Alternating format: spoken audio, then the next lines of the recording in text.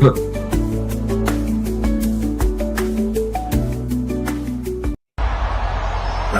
has more than one royal family.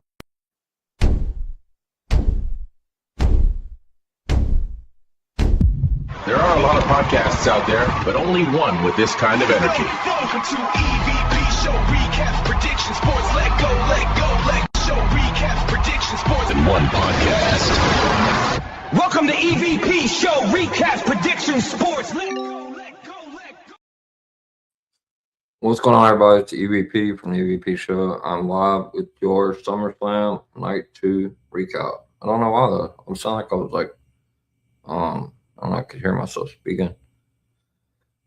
Let's see. So, what a difference a night makes. I mean, this was just crazy.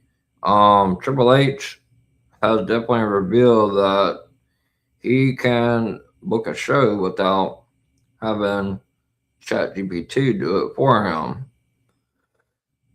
A long weekend of wrestling, though, really long. I'm glad that SummerSlam is done. A lot of big surprises tonight, so I'm going to get into it. I'm just sending it out to everybody right now. So yeah, it was definitely a good show. Night and day compared to last night.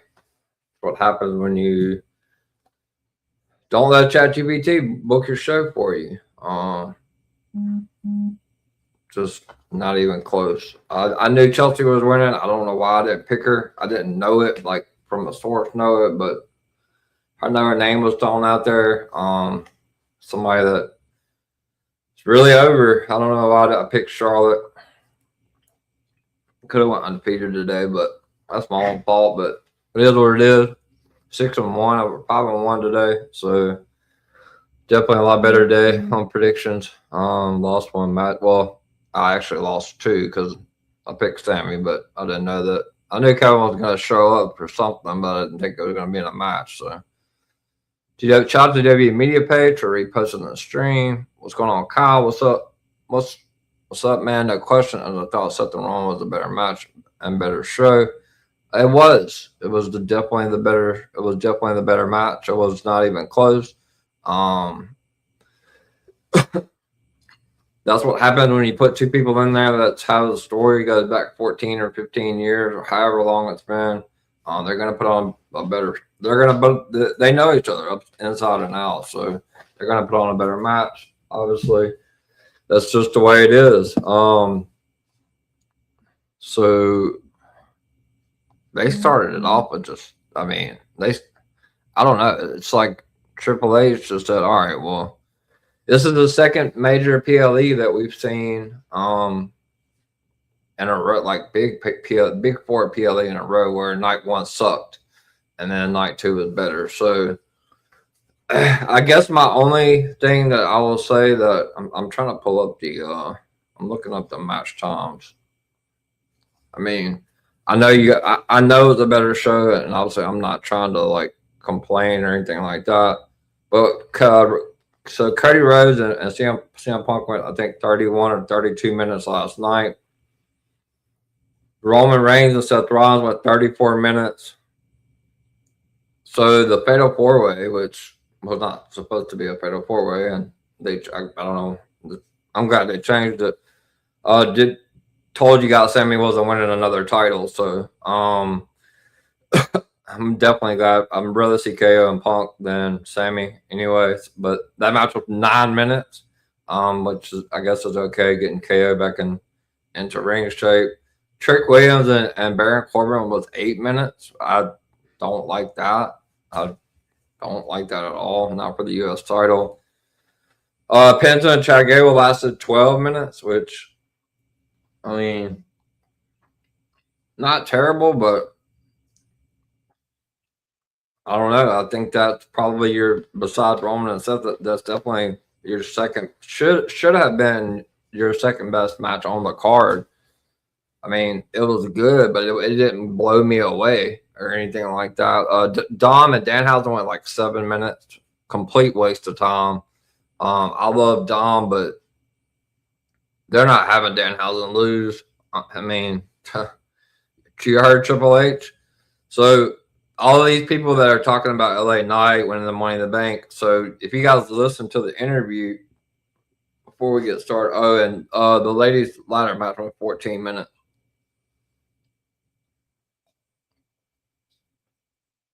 I think that's enough time for that match. I think that's perfect time for the ladies' match, about 15 minutes. I think all the ladies did well.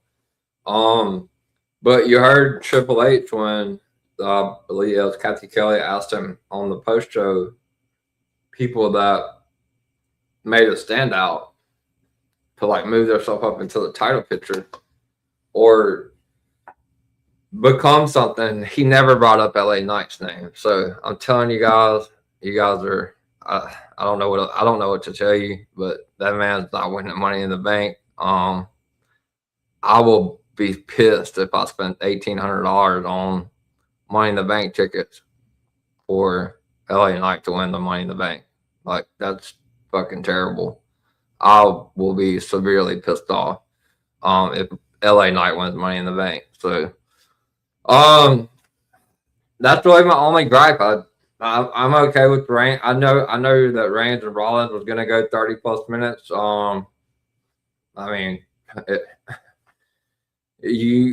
Cody and Punk went 30 minutes, so I knew this match was going 30 minutes. Those four are the guy. They got an order farm. They're interested to take forever.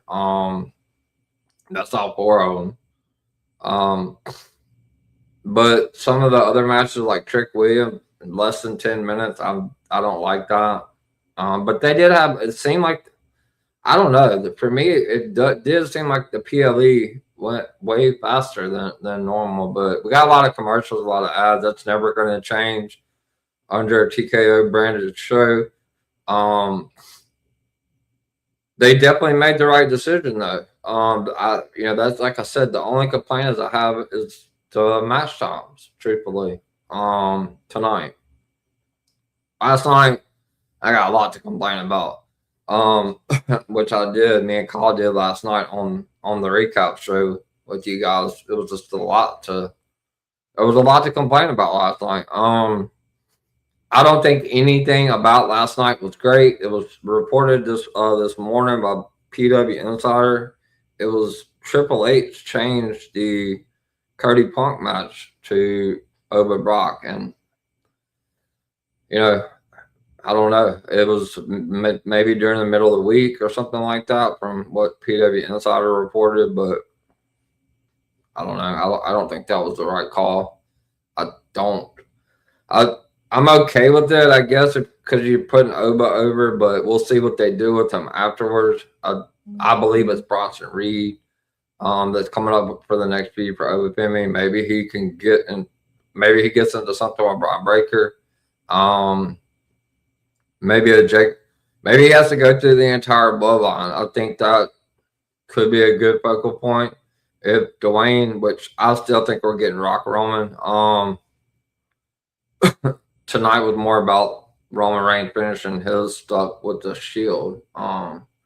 Still early for the Rock. Survivor Series, Royal Rumble. If we don't get Dwayne by the Rumble, then it's not happening. So I do think it's happening, though. I think Saudi Arabia, if he can go, I know that Saudi Arabia is going to pay out the ass to try to make that happen.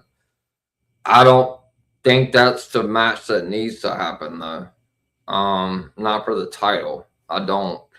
I'm kind of hesitant on what they're going to do with Oba Femi for a year. You got Randy and KO back now on SmackDown, so you can't really move Oba over there. It's pretty stacked over there now in that title picture. Now that Punk's the champion, you got Randy, you got KO, you got Cody, you got Finn Balor, you got Sami Zayn, which I don't know. I think Sami's gonna be in the mix. I think Drew McIntyre is. I don't know when he's due to be back. I think he's still filming, but I do think that Drew McIntyre is a good option for maybe something for Roman Reigns moving forward. I know they put on some good matches before. I think that's a good I think Drew should go Raw. He's not going to win the title over on SmackDown, so if he does, it's going to be short again. Triple H kind of made it really apparent tonight that Chelsea Green got a moment similar to Sami Zayn. Like I tell you guys, they like doing these moments. Overall, they made the right call on everything. Baron Corbin didn't need to lose. They just signed him. They just brought him into the company. Trick had the title for a while. Hasn't really done a whole lot with the title, truthfully. I think Trick needs to get away from Lil Yachty. He's not going to be put into the world title scene with Lil Yachty out there. That belt and all that, like, it's just, I don't know. I think Trick, this will be good for him. Now maybe he can chase Corbin. I don't think that they're finished by any means. Maybe Trick some Money in the Bank. I don't know. It's really tough to tell which direction they're going to go. Sounded like Triple H said Cody and Kevin Owens was going to be Friday, but I don't think that's the way they need to do that. I think that is a Sunday night's main event or a Money in the Bank type match. We don't need to hurry up and do that on SmackDown. Hopefully not. Hopefully that maybe I misheard him. We don't need that on SmackDown Friday. They have plenty of time. They don't have to rush that. I don't know. We're getting Charlotte and Jade Friday, so I should have known once that match was announced not to pick either one of them, because obviously if they're wrestling each other, it's probably not going to be for the title, not on SmackDown. So I don't know. Chelsea Green's been super over with the crowd. Definitely the right decision, though. She's been with the company for a long time. She kicked it out to Michael Hayes, which I thought was really great. Her husband, obviously, he hasn't won a world title, but she did. He was there to support her. He tweeted about her and stuff like that. So it's good to see. Triple H said, I don't know if this is the last time with Seth and Roman. I believe it's 100% the last time. I can't see a world where they do this again. This definitely has to close the chapter. Roman needs to move on. There's plenty of people out there for Roman still left. You got Brian Breaker. You got Bronson Reed's going to be coming back. I think Drew needs to, when he comes back, he needs to go to Raw. I can't possibly think that they're going to move him to back to SmackDown and get caught up in the. You got Gunther over on SmackDown as well, so it's a lot of. SmackDown is going to be better with Randy and KO back. It's 100%. This show is going to be way better. Those are two great additions. I'm glad to see KO good.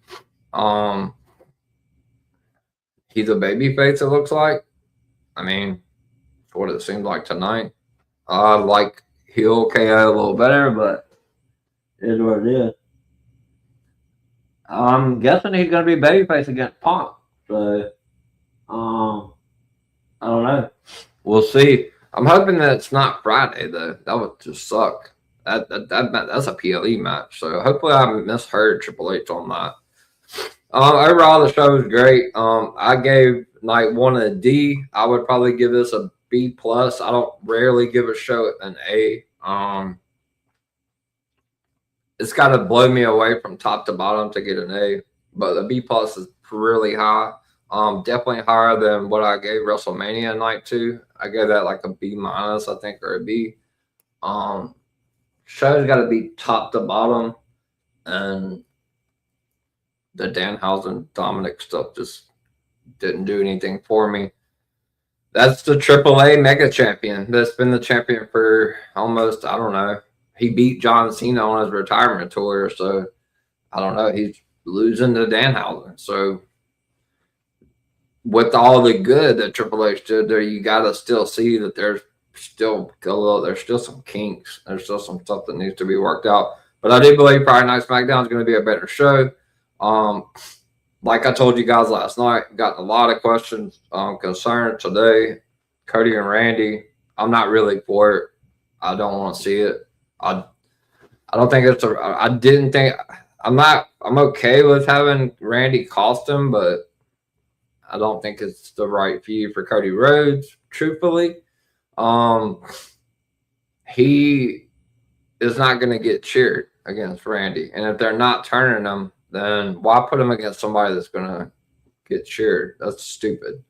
Um, and then they kind of took everything, the steam out of that for me at WrestleMania, putting Pat McAfee in that. So I'm not invested in it. I'm just truly not. They could have had him do something else.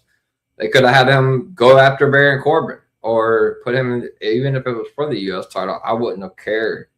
Just something different because Baron is a natural heel. They're not going to cheer Baron Corbin over Cody Rhodes. That would have been something that I probably would have done. I would have taken him out of the world title scene. If you're going to be a bunch of fucking scaredy cats and not turn the man heel, then you're going to keep him a babyface. Then put him going after the U.S. title.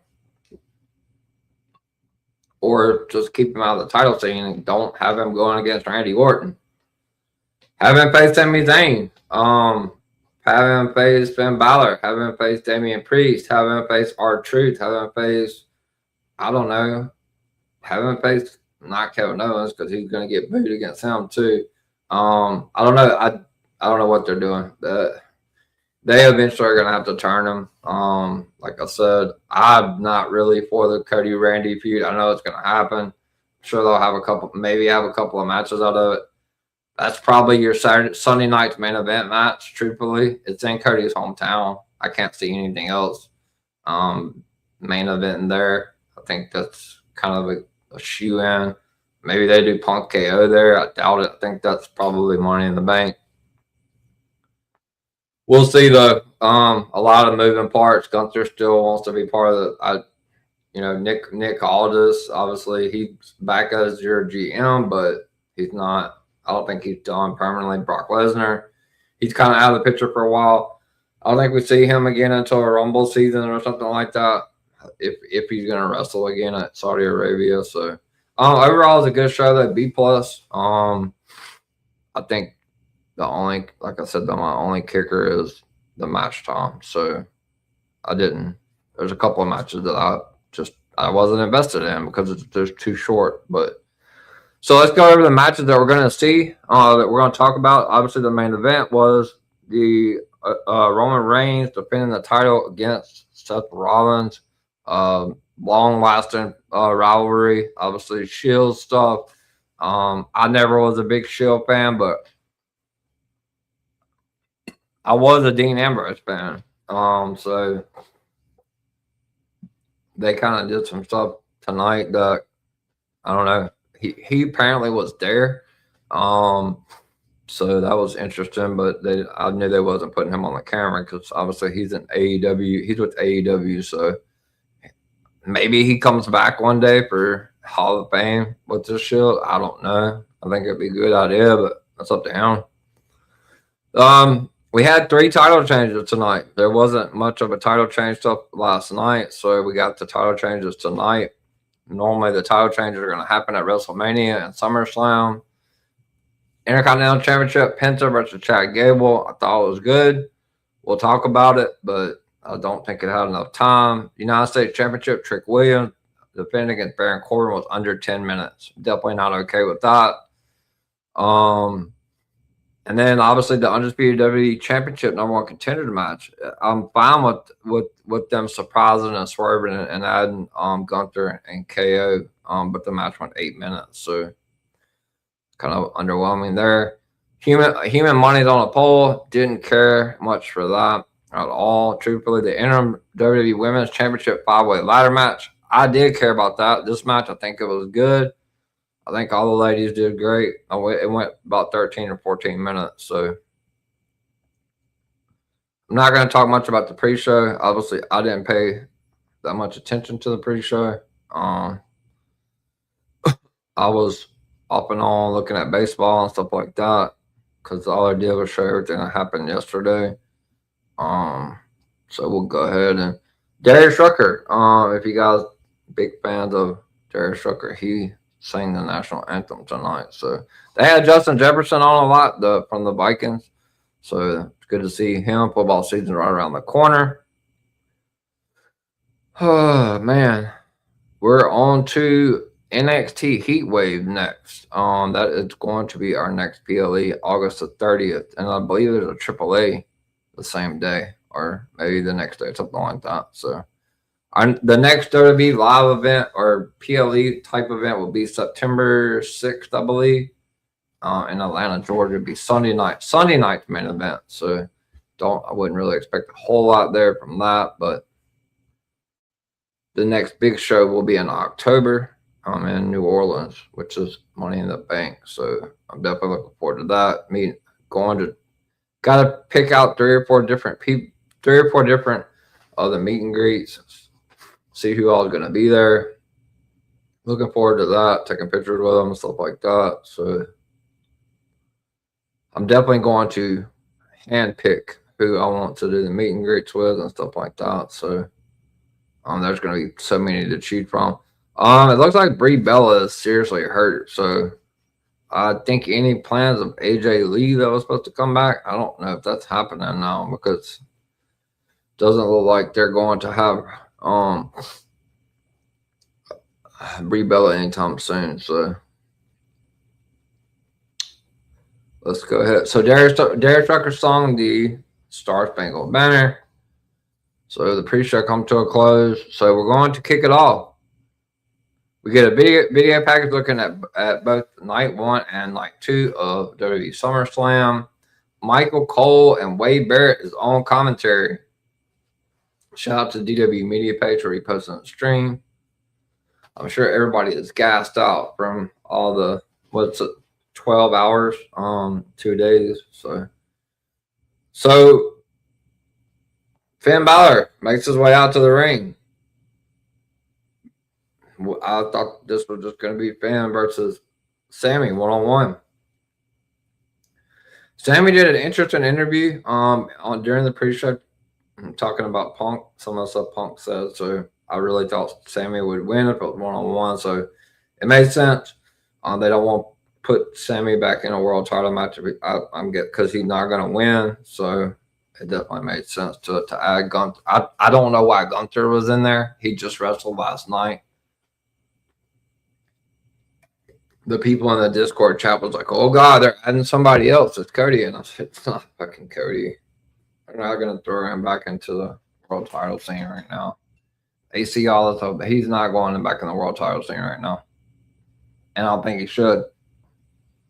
I'm not invested in his character, so they need to turn him at the end of the day. So Finn Balor makes his way out. Followed by Sami Zayn. And then out comes the guy that impressed me. One of the few bright spots on last night's card, Nick Aldis. I knew he could go in the ring. He obviously Gunther don't want no more on Nick Aldis for sure because it looks like they're all buddy now, which is just crazy after one night. But Nick Aldis makes his way out. Before the match begins, he reminds everyone that he is still the SmackDown general manager and he will call things right down the middle. Nick Aldis says he will add a participant to the match. Fans go crazy. At this point, I'm like, oh, shit. It was none other than Gunther. Gunther is working both nights. Not the first time he's done that. Gunther, on his way out, shook Nick Aldis' hand. So they just wrestled each other last night. So interesting that Gunther was added. If it was me, I probably would have just put Kevin Owens in it. I don't think I would have had Gunther wrestle again. I don't understand that, but maybe we get more clarification moving forward. I know Gunther was really clamoring for another title match at the post show last night. He didn't win. So again, Gunther lost. So do we need Gunther in the world title scene? No, we don't. Because he doesn't win. So, but he shakes hands with Nick Aldis. Gunther then gets in the ring, and Nick Aldis says one more thing. Nick Aldis says he didn't say that he was only adding one participant to the match. Nick Allison makes another executive decision, and it said it's now going to be a fatal four-way. And Kevin Owens' music hits, and oh my God, the place went absolutely bananas. 4 KO. What a wild ride for Kevin Owens to be able to come back after everything that he's been through. I'm a huge KO fan.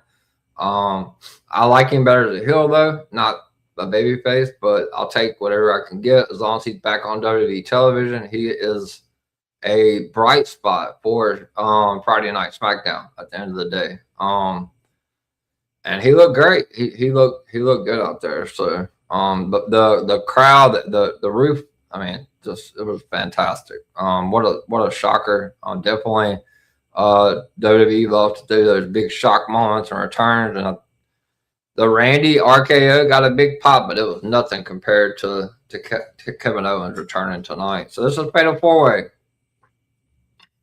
Kevin Owens, Gunther, Finn Balor, and Sami Zayn. Sami, you should if I wish I would took a picture. I don't know. I probably got copyrighted if I put it on here, but you could have seen the look on Sami Zayn's face when Kevin Owens was coming out. It looked like he saw, I don't know, like he just lost his best friend. Let me see. People are asking me if I'm live really quick. Maybe I don't see.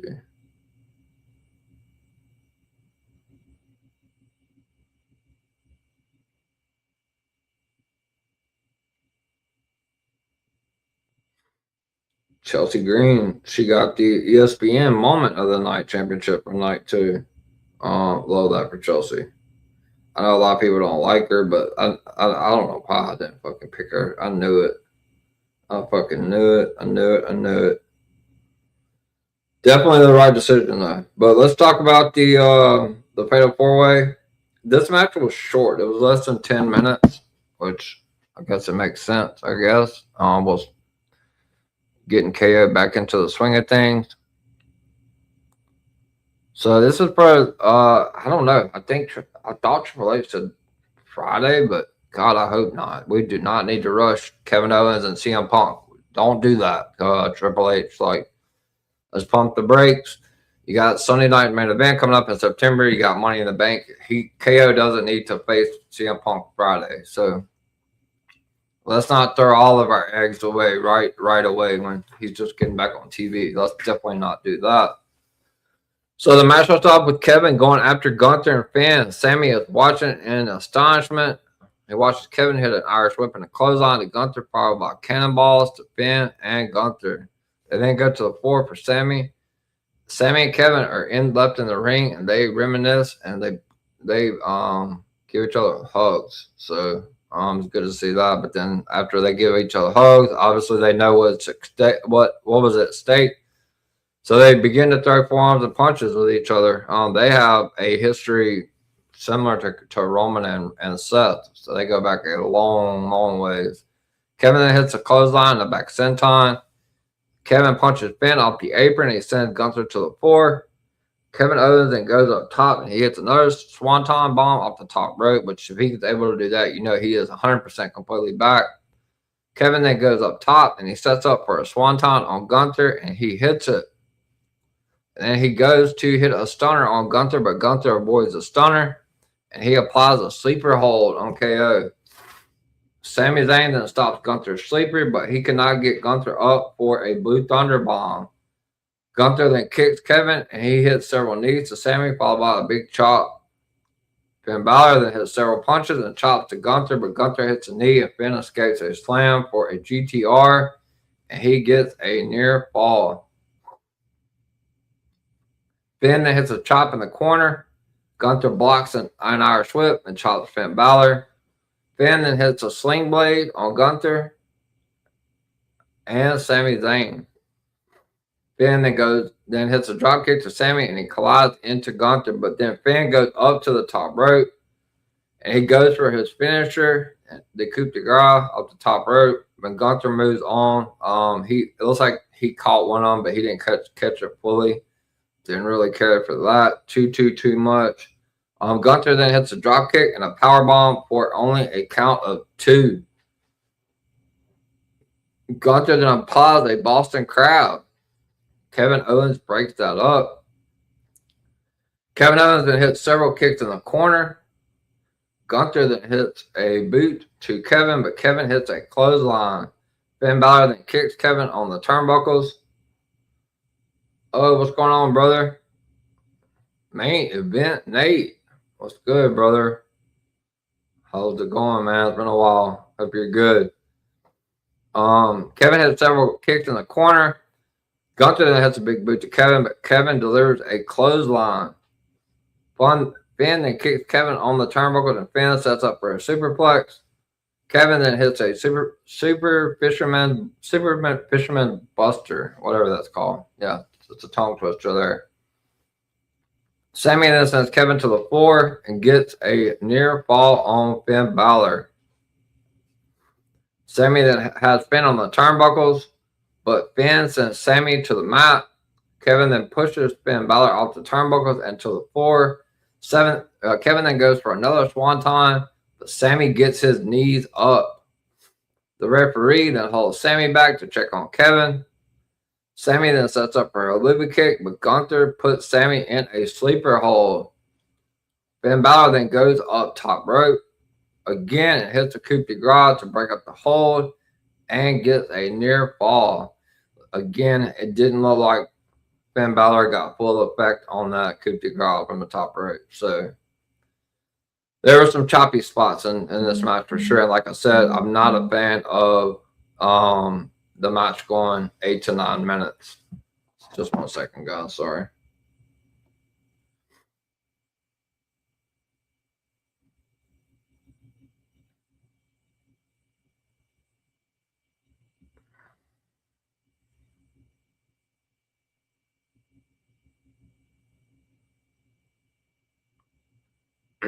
But yeah, the match went like 9 minutes, so I don't know. Maybe it's just because of Kevin. We'll see. Finn then goes up top and hits a coup de grace. Like I said, Finn and Gunther then hit a kick, and Finn goes for a pin but gets only a count of 2. Kevin Owens then hits a stunner to Finn Balor and Gunther, but then Sami turns around and hits a blue thunder bomb to Kevin Owens for only a count of 2. Kevin Owens hits a super kick to stop a haluva kick, and then Kevin Owens hits the stunner for the 1, 2, 3. Kevin Owens, after being out for a while, well over a year, with next, I believe he had neck surgery or something like that. So he is your new number 1 contender to CM Punk's SmackDown Undisputed Championship. I was under the impression from what Triple H said it might happen Friday, but please God, don't do that. Like I said, let's pump the brakes. That's not go crazy, man. Like, we can tell the story that they talked about Kevin and CM Punk having so much history. So that has to be Money in the Bank. I even think Sunday night main event is too soon for that. Man, I'm going to be at Money in the Bank, so I'm really praying that match happens at Money in the Bank. I'm super, super excited. I would love to meet Kevin. It's tough. If you only have 3 or 4 people to choose from. But the winner of the Fatal 4-Way match and your new number 1 contender on his first night back after being out from neck surgery is to the Undisputed WWE Championship held by CM Punk, who I believe cracked his drawers last night in his match against Cody Rhodes. I don't know. I seen some pictures today, and I'm like, damn, did Punk like poop himself in the match or what? Like that, I don't know. It's weird. Hopefully that's not what it was for Phil. I don't know. I don't even want to talk about night 1 anymore because it was just really bad. But I'm happy for Kevin Owens. Looking forward to seeing what they do with that. I don't think he wins the title not right now. Then what do you do with Punk? Why'd you move him over to SmackDown? I think Punk's reign is going to be a little bit longer than that. They had him win last night for a reason, so maybe Sami gets involved. I don't know. cost Kevin Owens. Sammy's going to be pissed off that there were 2 people added to the match. You know, Sammy's been complaining every week, and that's the character that he portrays, which is, I think it's been compelling TV. I do. But Sammy's got his moment already. He got 9 minutes. He got 9 days with the Undisputed Championship. I don't believe they're putting the title back on him, but you know he's going to complain Friday. So somebody asked me, and this is probably just this is kind of off topic, but I'm thinking about Nick Aldis because obviously he wrestled Gunther last night, and he's the one that made this decision. Somebody said, who would I think? I believe it was in the comments last night on the Night 1 recap. Who would I think Nick Aldis could have another match with? And somebody called him out during the pre-show today, The Miz. So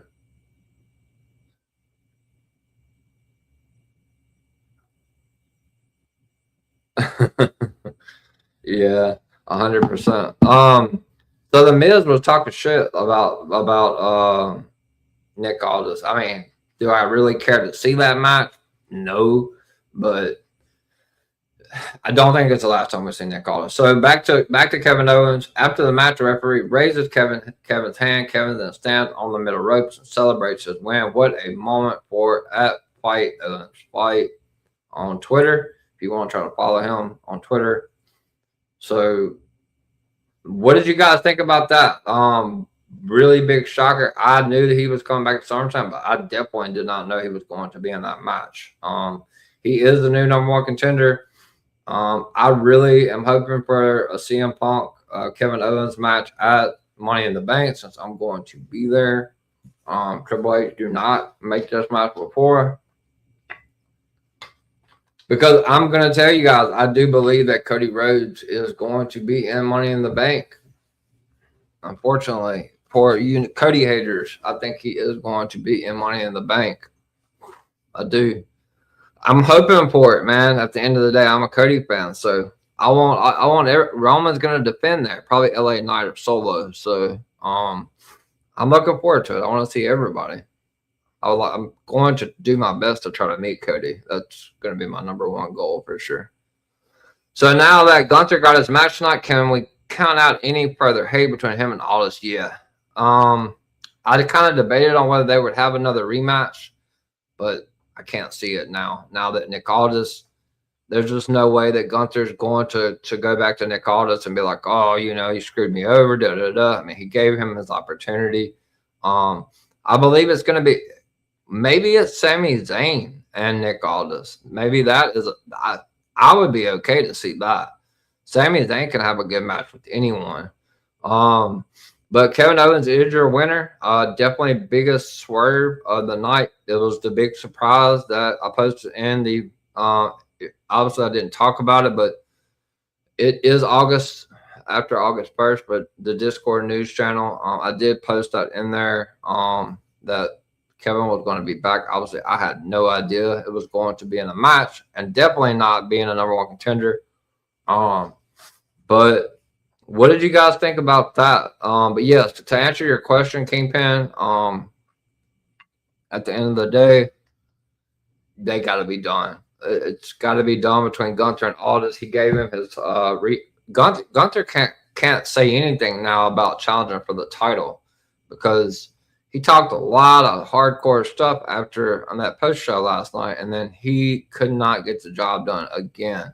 He's lost 4 times to Cody since being on SmackDown, and then he beat Nick Aldis, but then they bring him back, which was crazy for me. I don't like the fact that they brought him back for this match. If you're trying to give Gunther any type of positive momentum coming off of SummerSlam, then you don't put him in this match and lose. Like obviously you're not going to have KO lose for sure. One surprise would have been good enough. Just adding KO to the match would have been plenty enough for me personally. I'm just talking long-term booking wise, because now any type of momentum that Gunther got from night 1 for me is just gone, because he was talking a lot of mad stuff after on the post show about he knows he can beat Cody and he knows he can beat Punk. Well, he can't even beat Kevin Owens and Sammy and Finn. So you can't really make me believe that he can beat Cody Rhodes or CM Punk in a match. So Tribal Kingpin says, do you expect Sammy to keep this current iteration of his character or revert back to normal Sammy now that KO is back and kind of does the same thing but better? Yeah, I had him winning. But obviously, when I saw that there was going to be someone added, I said, well, there goes Sammy winning. I think they've hit a gold mine with Sammy, though. He has been probably the most compelling thing on SmackDown for a while because SmackDown just really sucks. But I think so. Like, I think that they hit a gold mine. Now's the time I feel like that they got to get Johnny Gargano off of this crate. Maybe you have Sammy and Johnny. I don't know. It's really hard to tell.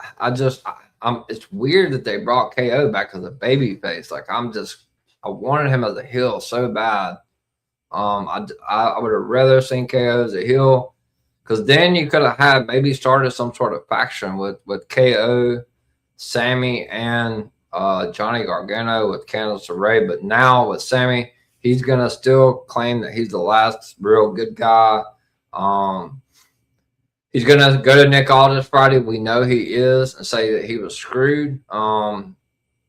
He's definitely going to keep the current iteration of his character. He ain't going to go back to normal Sammy. WWE's kind of found his niche, in my opinion, is what he's doing right now. So, but I don't think that Sammy's going to go back into the title scene, but I do believe he's probably the reason why Kevin Owens doesn't win the title. And then maybe we get a Kevin Owens, Sami Zayn feud, which can always be families. Their matches have always been great. So I think that's the direction they're going. There's just way too many challengers out there to just immediately take the title off of Punk. Punk called out the whole roster on the post show last night. He called out everybody from AAA, NXT. He talked about going to Raw to help the ratings. CM Punk is just a wild one. He is a wild one for sure. So Kevin Owens wins the Fatal 4-Way. He is now the #1 contender to the SmackDown Undisputed Championship held by, I'm not going to call him the best in the world, but that's what he calls himself, CM Punk. When that match happens, I don't know. Really praying for Money in the Bank. What do you guys think in the comments? Let me know what you guys thought about the surprise. Do you guys think it was a bit much to add Gunther to it? Because, like I said, he is coming off a big win, or I guess you could call it a big win against Nick Aldis in night 1, and then any type of momentum moving forward with Gunther is gone. He's not the same Gunther that retired John Cena, in my opinion. Shout out to the 100 people we have watching live. If you are watching live on YouTube, please hit that like button. Thank you guys so much for the 80+ subscribers. Also, I forgot to mention that. Sorry about that. Over 82 subscribers in the last 21 days. There was this Sunday. You guys do not miss a Sunday. This Sunday will be my last LFG show. I will not be doing any more LFG shows after this week. So it looks like it's going to be a double show since there's no show tonight. So it's going to start. It's going to start way later. But yeah, I'll probably just try to do my best to try to cover both shows. But LFG is just really too late. It's killing my numbers on YouTube. I'm trying to minimize and find and put the best shows I can put on the channel, and LFG is just not doing it. So this will be Sunday night will be the last LFG show. I'm not saying I won't bring it back for a 4th season, but we'll see. I don't even think it's going to be done after next week, so I just can't it's just killing the number just way too late. And I can't expect people to stay up till on the East Coast till 1 o'clock in the morning to talk about LFG. So make sure you tune in next Sunday. It will be my last LFG show. I don't know. I'm getting ready to start football up with Miami. I got some stuff I'm planning to start trying to do soon. I don't know if I'm going to be able to get it in for baseball. Baseball's hitting the back half of the season. We're past the All-Star break. Definitely next season.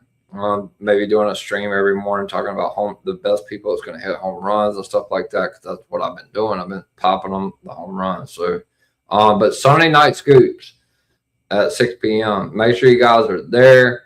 I have 2 drawings, 2 cash drawings. I have everybody on the list. If you are subscribed to me on YouTube, I have everybody's name down, all 319 of you guys. So there will be a $100 cash drawing to one winner, 25 to another. And then I'm going to give away two free months to 2 separate people for the exclusive news channel. So Sunday, you definitely don't want to miss scoops. It's probably going to be quite a bit longer show because we're going to be talking about everything from SummerSlam. But you definitely don't want to miss that, because there's some people that are subscribed to me on YouTube that I don't even know who they are. I saw their names. I was like, I have no idea who you are. But yeah, everybody's going to be put into the randomizer, and we're going to see who wins some cash. So make sure you tune in Sunday Night Scoops, Sunday at 6 p.m. Eastern. Will you cover Dark Side of the Ring episode to replace LFG, or is there another option coming? I know you brought up Miami too. I don't think I'm going to be doing Dark Side of the Ring. As I said, in about 5 weeks, me and Miami, I'm going to switch over from doing 2 shows on Sunday to doing 2 shows on Tuesday. I'll be doing the NFL recaps with Miami on Tuesday, and then NXT. So when Big Brother's over, it's going to be an AEW show on Thursdays. It's just crazy because as soon as I stopped doing TNA, they started announcing matches, which TNA was absolutely just demolishing my numbers. So, but I do feel like I need to branch out a little bit to another promotion besides WWE, because not only for myself, because you get a burnout on this product, you really do, but probably 65% of my fan base, or I would say probably 70% of my fan base, I know over 70% of my prediction panel are majority more AEW fans than WWE. So it's time for me to, once Big Brother's over, which I love Big Brother and the numbers are great. Well, obviously excited. I'm excited to talk to you guys and do week 4 this week. It's been a crazy week so far. But once that season's over, I will be starting AEW. I'm gonna have an open day. But Wednesdays I'm doing a show with Kyle, so that kind of took one of my days away. So I just have Saturdays and DW radios on Saturdays, and I'm not going to be filling a spot on Saturdays right now. That is my day off. So this Sunday will be the last LFG show of the season. So if you guys are big LFG fans, make sure you tune in. I will cover both shows. I hate to say I don't care how late it is, but we'll have to promote it the next day if we have to. I mean, it's gonna get what it's gonna get. So I believe Sunday Scoops is gonna be great. You guys killed it last Sunday on 17 or 18 likes. I'm gonna have to push the number of likes up. I've been giving away a lot of free memberships to the Discord channel, but I'm gonna have to go up from 10 maybe to like to 12, 13 likes this week to continue to give that stuff away. So we'll see. But when we get to 400 subscribers, it will be another cash prize. So thank you for your question, Kingpin. So let's move on. Obviously, KO has qualified and is the new number one contender for CM Punk's title. So our next match is for the United States Championship match. I believe this was 100%. This was the right winner, but I don't think that it had enough time. This match was under 10 minutes. So, and Lil Yachty was back involved in this. So, I don't know. I think Trick's got to get away from Lil Yachty. I just don't. It just doesn't do anything for me at all. It doesn't. So Trick Williams, he's got all the tools.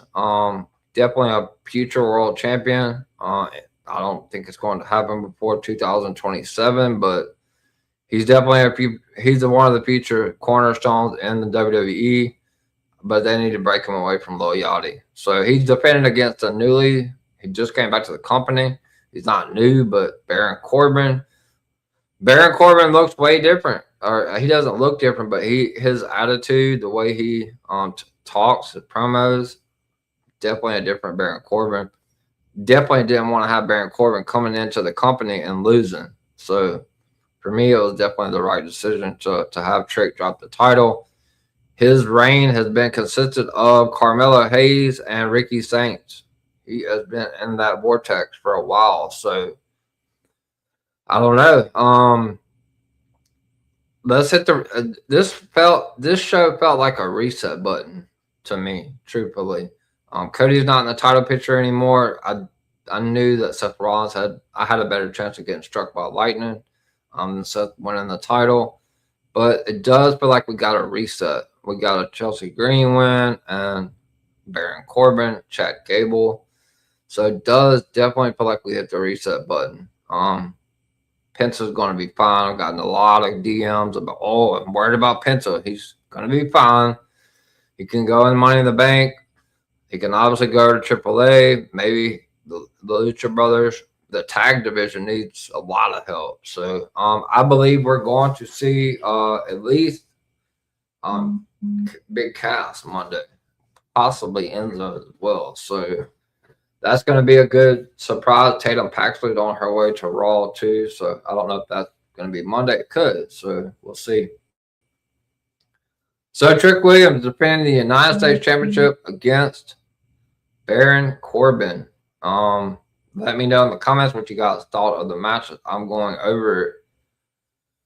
Lil Yachty is out there. Like I said, I just can't really get invested. I'm not a fan of Lil Yachty. I just don't like it. I don't like the celebrity stuff. But the match starts off with Trick punching Baron and hitting him with the flatliner. Trick then hits a slap and several kicks. Trick then clotheslines Baron over the top rope into the floor and follows him out to the floor. Trick then sends Baron into the ringside barrier. Trick then goes under the ring for a table, and Trick sets it up on the floor. Baron then gets back into the ring, and so does Trick. Baron then goes back to the floor, playing mind games. Trick goes to the floor, but then Baron hits a deep six on the floor to Trick Williams. Baron then sends Trick into the ringside barrier a couple of times, and then he sends Trick into the ring steps. Trick then barely beats the count back into the ring. It was like right at 10. And Baron hits several forearms to the back of the head. And then he hits several elbows. Baron then hits several punches in the corner, followed by an Irish whip and a clothesline. Baron then hits several more punches, then kicks Trick in the ribs. Baron then hits several punches and Trick fires back from the apron. Baron then knocks Trick off the apron. But then Lil Yachty, like I said, not a fan. Trick needs to go back on. Trick is probably going to go, but maybe tag with Carmelo. I don't know. I heard somebody say that. I haven't heard that, but I guess it's possible. I do believe that him and Baron's far from done, though. But they need to just break him away from Lil Yachty. But I know TKO likes Lil Yachty, so we'll see. Lil Yachty gets up on the apron, has some words for Baron Corbin. Baron then takes Lil Yachty. Obviously, Lil Yachty is just a small thing. Sends him to the ringside barrier. But then Lil Yachty comes back with this giant kendo stick, and he starts swinging it wildly. Just absolutely awful. Baron then misses an elbow, and then Trick hits an elbow to Baron. Trick then hits a jumping neck breaker and a jumping side kick. Trick Williams and hits the second one. Trick then hits a Uranagi, but Baron kicks out at 2. Trick then tries to get Baron on his shoulder, but Baron rakes Trick's eyes to escape. Little Yachty again. Like I said, don't like it. He hits Baron in the back with the kendo stick, and Trick hits a Death Valley driver, and Baron Corbin kicks out at 2, so almost an air fall there. Baron then blocks a knee, but Trick escapes a deep 6. Trick then escapes an End of Days, which is Baron's finisher, and hits a Cyclone kick, and Baron Corbin kicks out at 2. I thought that might be it right there. Trick then sets up for a trick shot, his finish, but Baron rolls to the apron, and he drops Trick down to the mat. Baron then gets the title belt. He goes outside, looks at the title belt. The referee is obviously distracted with Lil Yachty. So he gets the title belt. And then Baron, I'm sorry, I'm a little ahead of myself. Baron then gets the title belt, but Lil Yachty, as he's getting into the ring with the title belt, Lil Yachty gets up on the ring apron to stop him. But then Trick then sends Baron into Lil Yachty, and Lil Yachty goes through the table. And at that point, Lil Yachty is out of the picture here. And I'm like, yep, this is where we're getting a title change, because Trick's going to be too worried about Lil Yachty, and that's exactly what happened. Lil Yachty took a heavy bump, which, I was surprised that he went through that table, but he handled it pretty well. But Trick was very consumed by Lil Yachty going through that table. But then Baron sneaks up from behind Trick Williams. Obviously, he still has the title belt, and he hits Trick with the U.S. title. And then he throws the title belt outside of the ring, and he hits the End of Days for the 1, 2, 3. And your winner and your new United States champion on SmackDown is not going by Bishop Dyer, but Baron Corbin picks up the win. The 1, 2, 3. Crazy. Match was less than 10 minutes. So we have a new United States champion. Where do we go from here? Obviously, Baron is a heel, so there's plenty of opponents. Trick is obviously going to get back involved. I'm sure he's going to get a rematch at some point. Now we can see Baron and Carmelo Hayes. I'm sure he's going to be put back in the same United States title vortex that Trick Williams was in.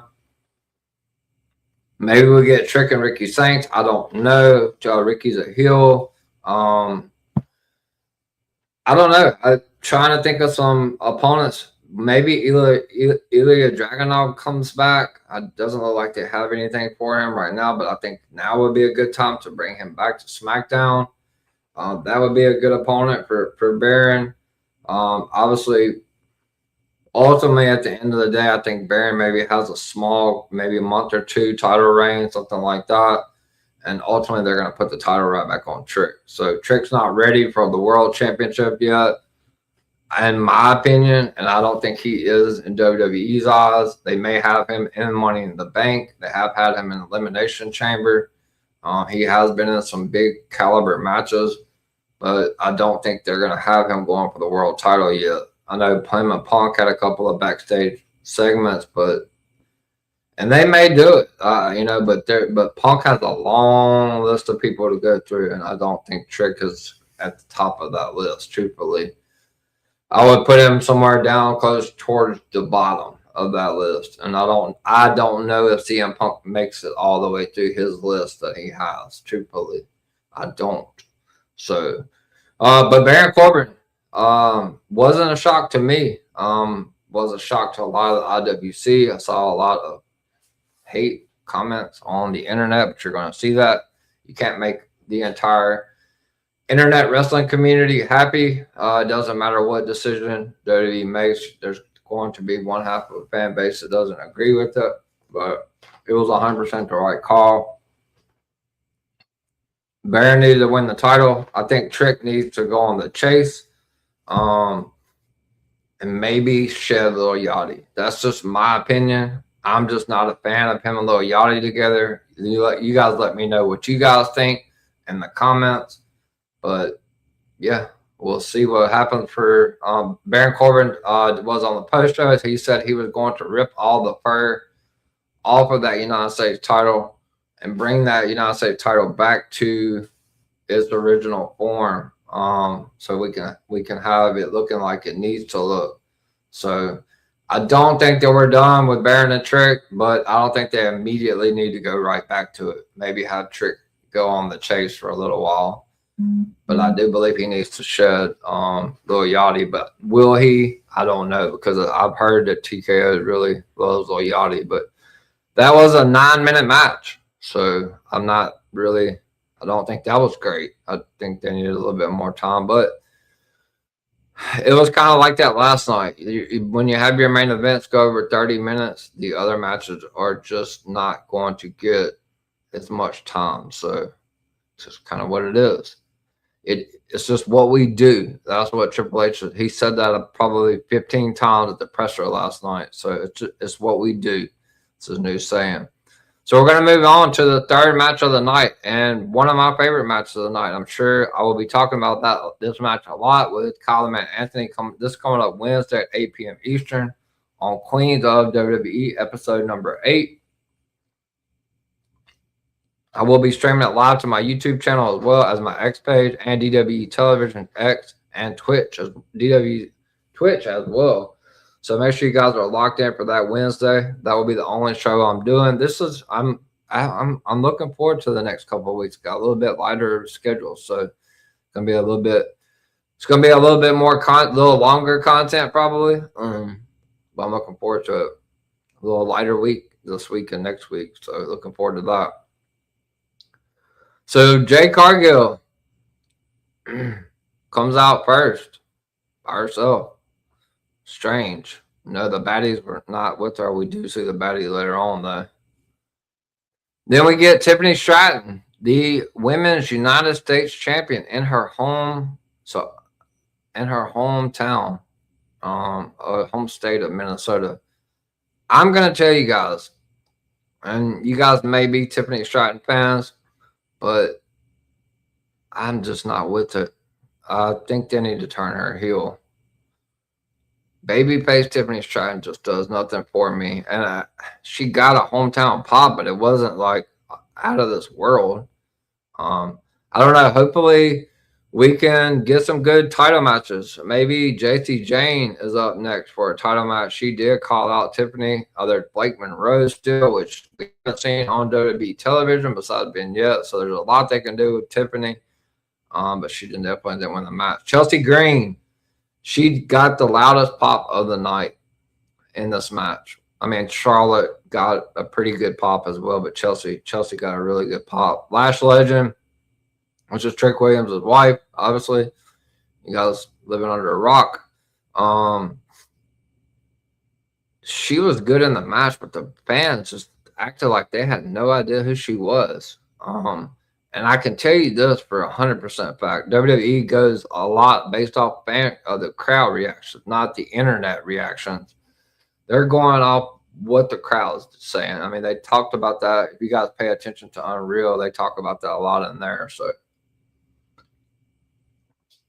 Lash Legend, when she come out, you could hear a pin drop in there. So that's not a good thing. They need to get her more involved on WWE television. She's very talented.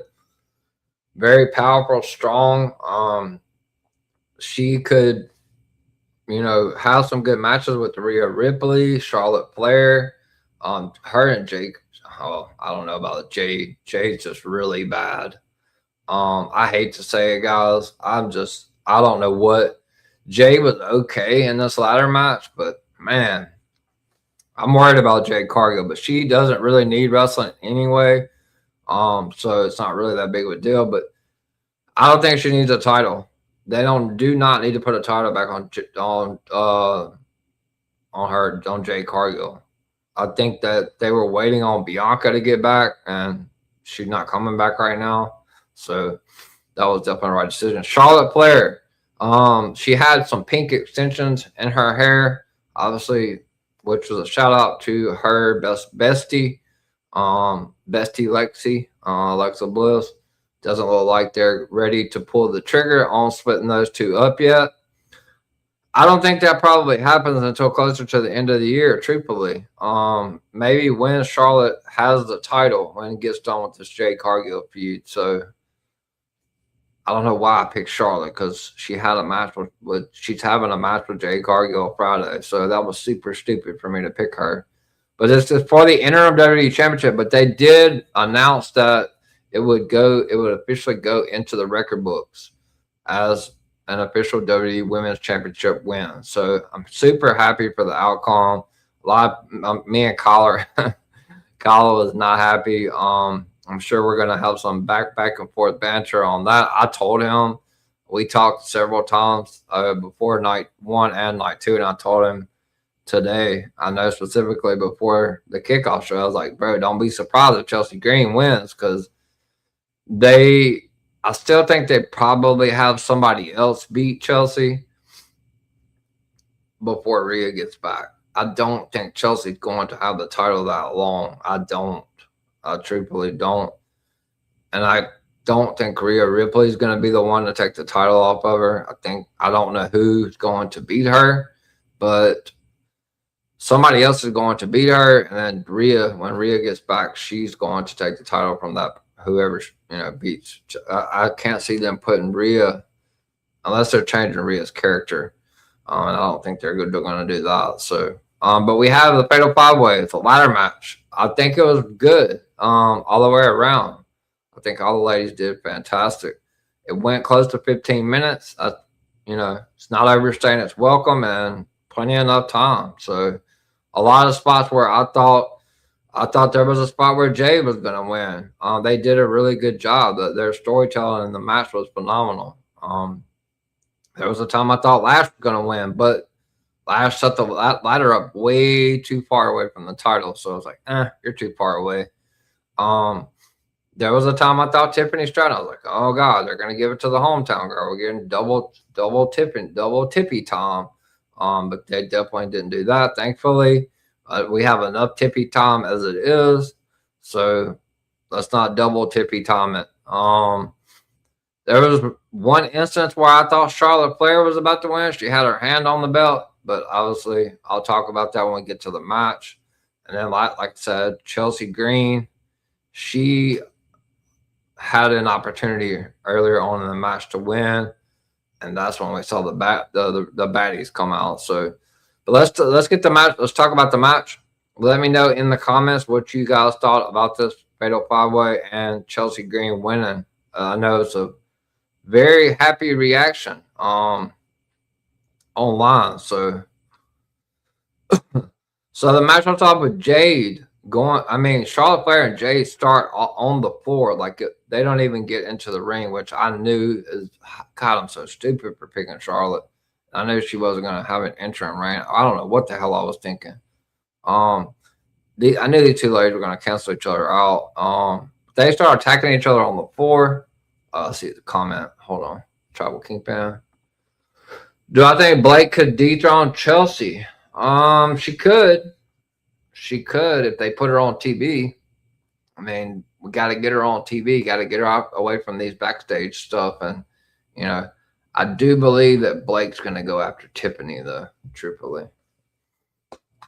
I do, but it's an option. It's definitely an option. Another option that people are not really going to want to hear, or they're probably going to be like, oh, it doesn't make any sense. JC Jane is the one that I really think that's going to beat Chelsea Green for that interim championship. That's the direction I think they're going to go. JC and Rhea was supposed to be SummerSlam match. So if Rhea was good to go, what a better way to make Fatal Influence look as strong as they were when they got on SmackDown. They're already the tag champions. You can have JC Jane beat Chelsea Green And then she can have, you know, because I don't think Rhea's going to be back until maybe late September, early October, something like that. I know that Michael Cole says she's going to be back sooner than expected. So that just means that she's not going to be gone very long. So I think JC Jane, for me, is the best name for that Kingpin. I don't think it's Blake. I think Blake and Tiffany is going to pick up where they were supposed to be at SummerSlam before the Rhea Ripley injury. So I think it's JC Jane. I think JC Jane maybe gets maybe a month, maybe 2 months. It don't really matter. She's still young, still just got on the main roster. It's not going to kill her. If she has to drop the title back to Rhea Ripley, Rhea Ripley's the biggest female star on the roster. So I think JC Jane's the one that beats Chelsea Green before ultimately handing it back off to TKO's favorite, Rhea Ripley. That's my opinion. I have not spoken to anyone, but I believe that's the way they're probably gonna do it. And I telegraphed the Chelsea win, so sometimes they do a pretty good job with that. So like I said, the match was with Jade, Charlotte going on the floor. They're going after each other before they even get in the ring. Jade sends Charlotte into a ladder. Charlotte Flair hits an elbow. Tiffany Stratton then hits a kick to Lash. Lash catches Tiffany off a ladder and sends Tiffany into it. Lash Legend then catches Chelsea Green on a suicide dive, and she chokeslams Chelsea into the ladder. Lash then sends Chelsea Green over the ringside barrier, and Lash returns to the ring to set up a ladder. Charlotte Flair then stops Lash and hits her with a huge Flair chop. Lash then slams Charlotte Flair onto the ladder in the ring. Charlotte Flair sold really well in this match. Lash and Jade then toss the ladder aside. But then Chelsea Green and Tiffany Stratton then come into the ring, and Tiffany and Chelsea Green hit several kicks. And Chelsea Green and Tiffany start jumping around. I don't know what they were doing, but I don't know. They were celebrating. They then hit running knees to the back. Then Chelsea Green and Tiffany then punch Lash and Jade on the turnbuckles. Lash and Jade then both hit bicycle kicks to both ladies. Jade then hits a German suplex to Tiffany Stratton. Charlotte Flair then hits a crossbody to Jade. Charlotte and Jade did a lot of action in this ring, so you're going to be seeing them in a couple of matches, it looks like. Charlotte Flair then forces Jade to the floor with the ladder.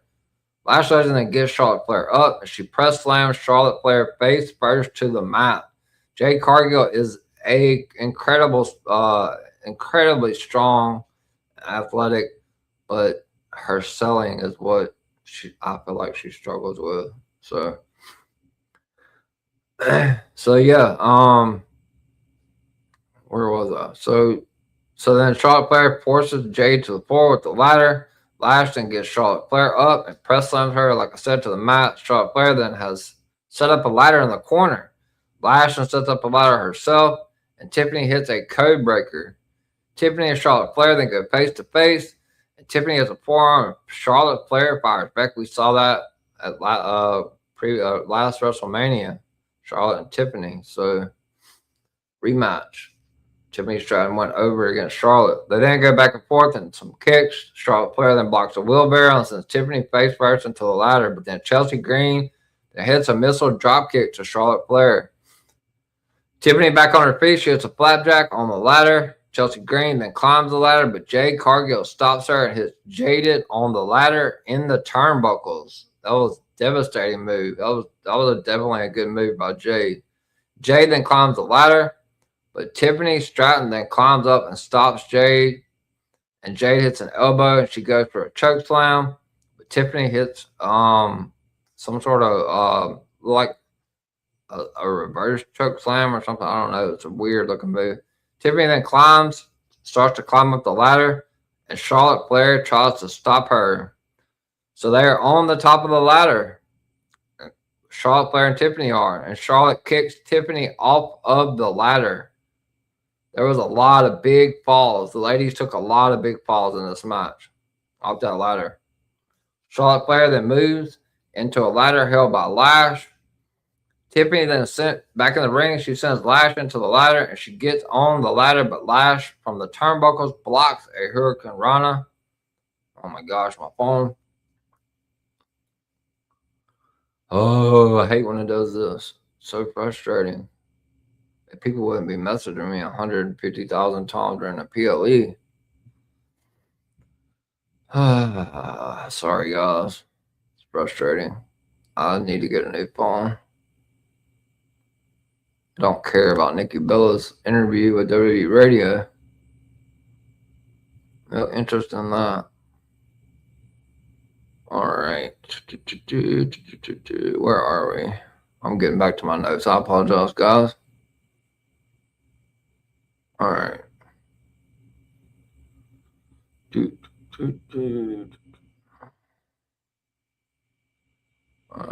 Right there. All right.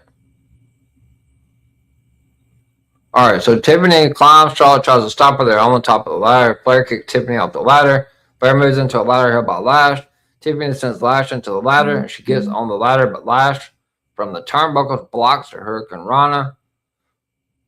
With their chokeslam onto the ladder, Charlotte Flair then kicks Lash into the ladder. Charlotte Flair has her hands on the belt, but Jade moves the ladder, so Charlotte's hanging there with her hands up on the title, on the Women's SmackDown Championship belt. I was like, well, just pull the damn belt down. But she wasn't planning to win, so it's kind of how it goes. She's just hanging there, so weird. But Jade moves the ladder. Jade grabs her leg, and Lash grabs the other. They then pull Flair off, and but Charlotte Flair kicks Lash. But Jade tosses Charlotte Flair into the ladder, and then Lash and hits a big boot to Jade. That's a matchup I would like to see, Lash and Jade. Lash then climbs the ladder, trying to get to that title belt, and Tiffany is on the other side of the ladder climbing at the same time. They then exchange punches, and Lash leaves the ladder. Lash then pulls Tiffany off the ladder and goes for a powerbomb into the ladder, but Tiffany counters with the Hurricane Rana. Tiffany then climbs the ladder again, but then her friend, her new tag team partner, her partner in crime, Chelsea Green, then shows up, and she pushes the ladder over onto Jade, Lash, and Charlotte Flair all on the floor. So at this point, all the ladies are laid out. Chelsea Green, this is the time. This is her time to shine. I was like, all right, well, Chelsea's winning right here. I'll put it in a couple of shots. I was like, here we go. Chelsea about to win. They're all laid out. Huge move right there from Chelsea Green. So then Chelsea Green gets super excited. She gets the ladder and sets it up. She begins to climb the ladder to get to that title belt, but out comes the other two members of the baddies, B-Fab and Meechin. They come out to stop Chelsea Green. And I'm like, oh, gosh, here we go. Is Jade winning this? So they stop Chelsea, but Chelsea Green is then caught in the ladder, and they kick Chelsea Green. But B-Fab then sends Jade back into the ring, obviously to get up to start climbing the ladder. Charlotte Flair then kicks B-Fab and punches Meechin, and then clothesline Meechin over the top rope until the floor. But then Jade then hits a big kick, bicycle kick, off the ladder. Charlotte Flair it didn't kick her off, it seems like. But Charlotte Flair gets on the other side of the ladder. So now we got Jade and Charlotte on the ladder. But then Lash and Tiffany, so they got two ladders set up. So on one side, we got Jade and Charlotte climbing, which they are the closest ones to the SmackDown Championship. On the other side, we have Lash and Tiffany, and they are all four up on the ladder. Jade then moves to the center ladder, and she knocks Lash and Tiffany off. So Lash and Tiffany are all out of commission. So then Flair and Jade both have their hands on the title belt, and they're battling on top of the ladder. But they then throw punches to lose the grip on the ladder, and Charlotte Flair and Jade fall off of the ladder. Chelsea Green again then pulls herself up from the ladder and climbs to the top of the ladder and pulls the championship down. And we have our new women's interim SmackDown champion, Chelsea Green. I mean, the fans went just absolutely crazy for Chelsea Green. She is the new women's interim WWE champion. Huge moment. Chelsea Green, if you've been watching Unreal or been following the company long enough, you know she's been through the ringer. So she is the winner of this 5-way ladder match and the new interim WWE Women's Champion. She will go down, as Triple H said tonight, as being a women's champion in WWE. After the match, Chelsea Green stands tall on the ladder and raises the championship belt to the crowd, going after they were. When she started climbing that ladder, the pop was just insane. They had to do it. Had to put the title on Chelsea. So that was a good question about Tribal Kingpin. Like I said, I don't think that Rhea's gonna take the title from Chelsea. She's super over. I think that would hurt her momentum. So maybe they give her a month or so. I don't know. It's really difficult to say with Rhea. When Rhea's coming back, maybe they ease Rhea back in. Maybe they give Chelsea a little bit of a reign. But ultimately, it could be JC Jane that takes the title from Chelsea. And then we get the JC Rhea match that we have planned from the start. So that would be what I would do. We'll see. But congratulations to Chelsea Green. She is your new women's interim WWE Women's Champion on SmackDown. So looking forward to her championship celebration, I'm sure, Friday on SmackDown. Two-time, she is the first ever Women's United States Champion and the only women's United States Champion to hold that title belt twice. So now she's the interim Women's Champion on SmackDown. She definitely did a shout out to Michael Hayes too, which was hilarious on post show. So, thoughts, comments on Chelsea Green, leave them in the comment section. We're moving on to match number 4. The match I did not really care that much about, truthfully. I'm glad it did not go very long. Dominic Mysterio, the AAA Mega Champion, makes his way down to the ring for the next match of the night, followed by Danhausen, who is undefeated in WWE. This is a human money on a pole match. $100,000 in a bag on a pole. I don't know. So we got Danhausen versus Judgment Day, the AAA Mega Champion, Dirty Dominic Mysterio. What kind of momentum is he going to have going into Worlds Collide? Not much. So you got to get the gist of it. The money is in the bag. It's up on a pole. You just got to climb up there and get the money. And there is no disqualification, so anything goes. So the match was off with Dominic punching Danhausen. He goes to the turnbuckle, but Danhausen sends him to the mat. Dominic then misses a 619. Danhausen hits a suplex. Danhausen then hits several clotheslines in the corner, but he misses a splash. Dominic hits a clothesline. Dominic then kicks Danhausen and goes to the turnbuckles, but Danhausen stops him. Dominic then hits a suplex, and he holds on for a second one.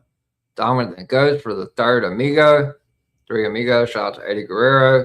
But Danhausen blocks it and hits a reverse DDT. JD McDonough is in the action now from Judgment Day. No Liv Morgan and Raquel Rodriguez, they were actually at a Minnesota Lynx WNBA game. So I don't know if they were there. I don't know what time those ladies played today, but I know they were there. I saw it on the internet on ESPN as well. Liv Morgan and the women's Raw champion and the women's Raw Intercontinental champion were checking out the Minnesota Lynx WNBA game today. So Dominic goes for the third amigo, but JD McDonough is involved now. He pulls Danhausen off the turnbuckles and punches him. JD then hits an Irish whip and several kicks to Danhausen. JD then hits a moonsault, but then out comes the Mini-Hausens. The Mini-Hausens are involved again. We had Dorito-Hausen out there. The Mini-Hausens and swarm JD. He fights him off. JD then hits a slam to one and a chuck slam to another. But then the Mini-Hausen, I think this was Dorito-Hausen. That's what I call him. He hits a Hurricane Rana, hits a springboard headbutt. He then hits a tornado DDT. The Mini-Hausens then form a tower to get the money, but Dominic Mysterio stops them. One then remains on the turnbuckle, and he hits a Hurricane Rana that sends Dominic to the floor. He then hits a Tope Suicida off the top rope.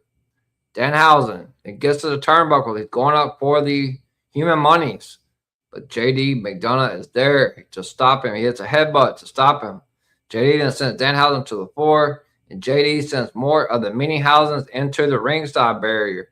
and you can see Danhausen say his name, and out comes Joe Henry, which they have absolutely done nothing with since they brought him up to the main roster. I think that they thought they had something with Joe, but they don't. So they had to get him in something, get him on TV. Joe Henry, you say his name, he will appear. He should have stayed in TNA or in NXT, in my opinion, but he makes his way down to the ring. He kicks JD McChicken Nugget and hits JD with the guitar. Oh, another concert coming up Monday, I guess. Dominic then kicks Danhausen, but Danhausen stops Dominic on the turnbuckles. Danhausen then falls on the top rope. That was a terrible fall. He landed, on the spot you don't want to land on. Wasn't a great fall for old Danhausen there. But when Dominic is just about to grab the bag of human money, Danhausen puts the curse and a lightning bolt or whatever it was. Like I said, I'm not some sort of pyro shoots off in Dominic's face. It shoots out of the ring post.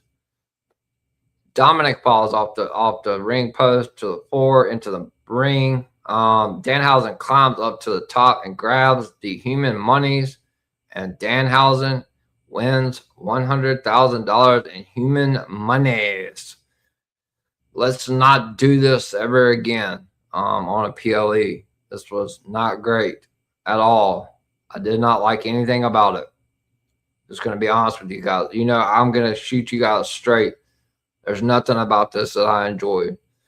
This is something this was a filler. This is a bathroom, or go get up and go get some nachos or something. Unless you're a Danhausen fan. If you are, then more power to you. But to each its own.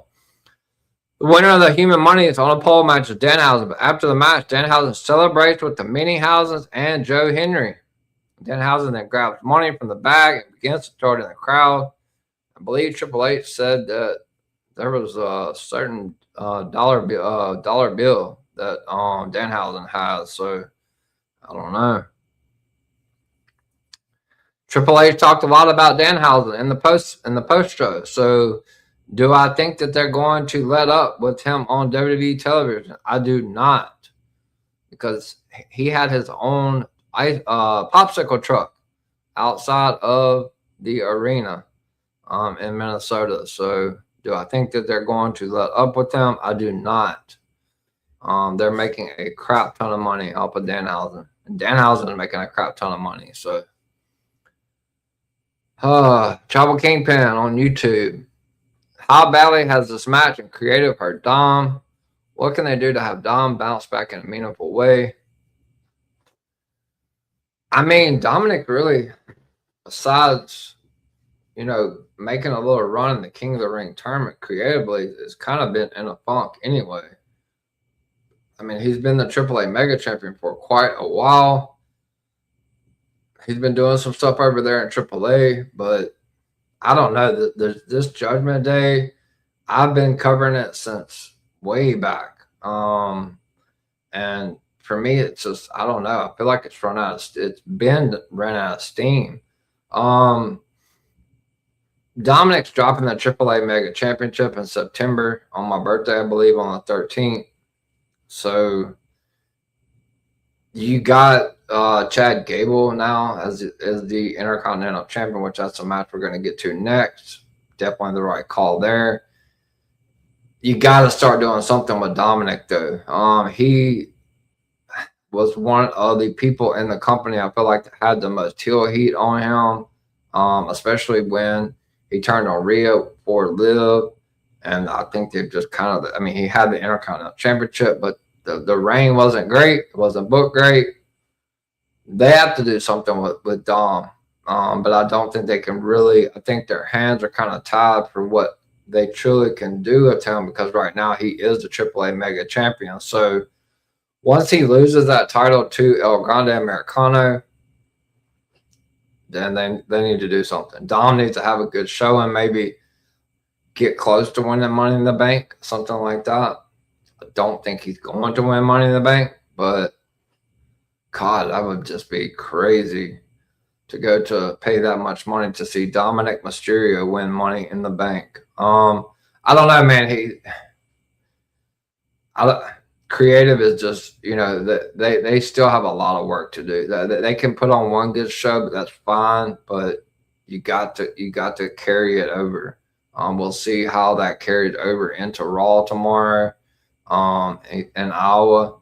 So I don't know, man. Right now it's really tough to say what they can do. He's one of the centerpieces of Judgment Day, but him and Liv don't have that many interactions together anymore. It feels like Maxine and Austin Theory have kind of taken over their role, but they seem more like the Lita and Edge than the Dominic and Liv to me. I mean, it was Austin Theory's birthday today, and he saw Maxine putting some pictures of herself on the internet for Austin Theory, wishing him a happy birthday. So they're playing it up for sure. I don't know. The steam is out of the Dom Liv. The fan base is out of this world for them too, and that's why it has not ended. But they need to do something with Dominic pretty quick after he dropped the AAA title. Only thing I can think of, man, is maybe they're not taking the belt off Gable yet. I don't know what they could do with them truthfully. Maybe, well, Division had the tag titles, so I don't know. It's tough to say. Because they're not going to move him to SmackDown. On Judgment Day is not going to SmackDown, so I don't know. That's a great question because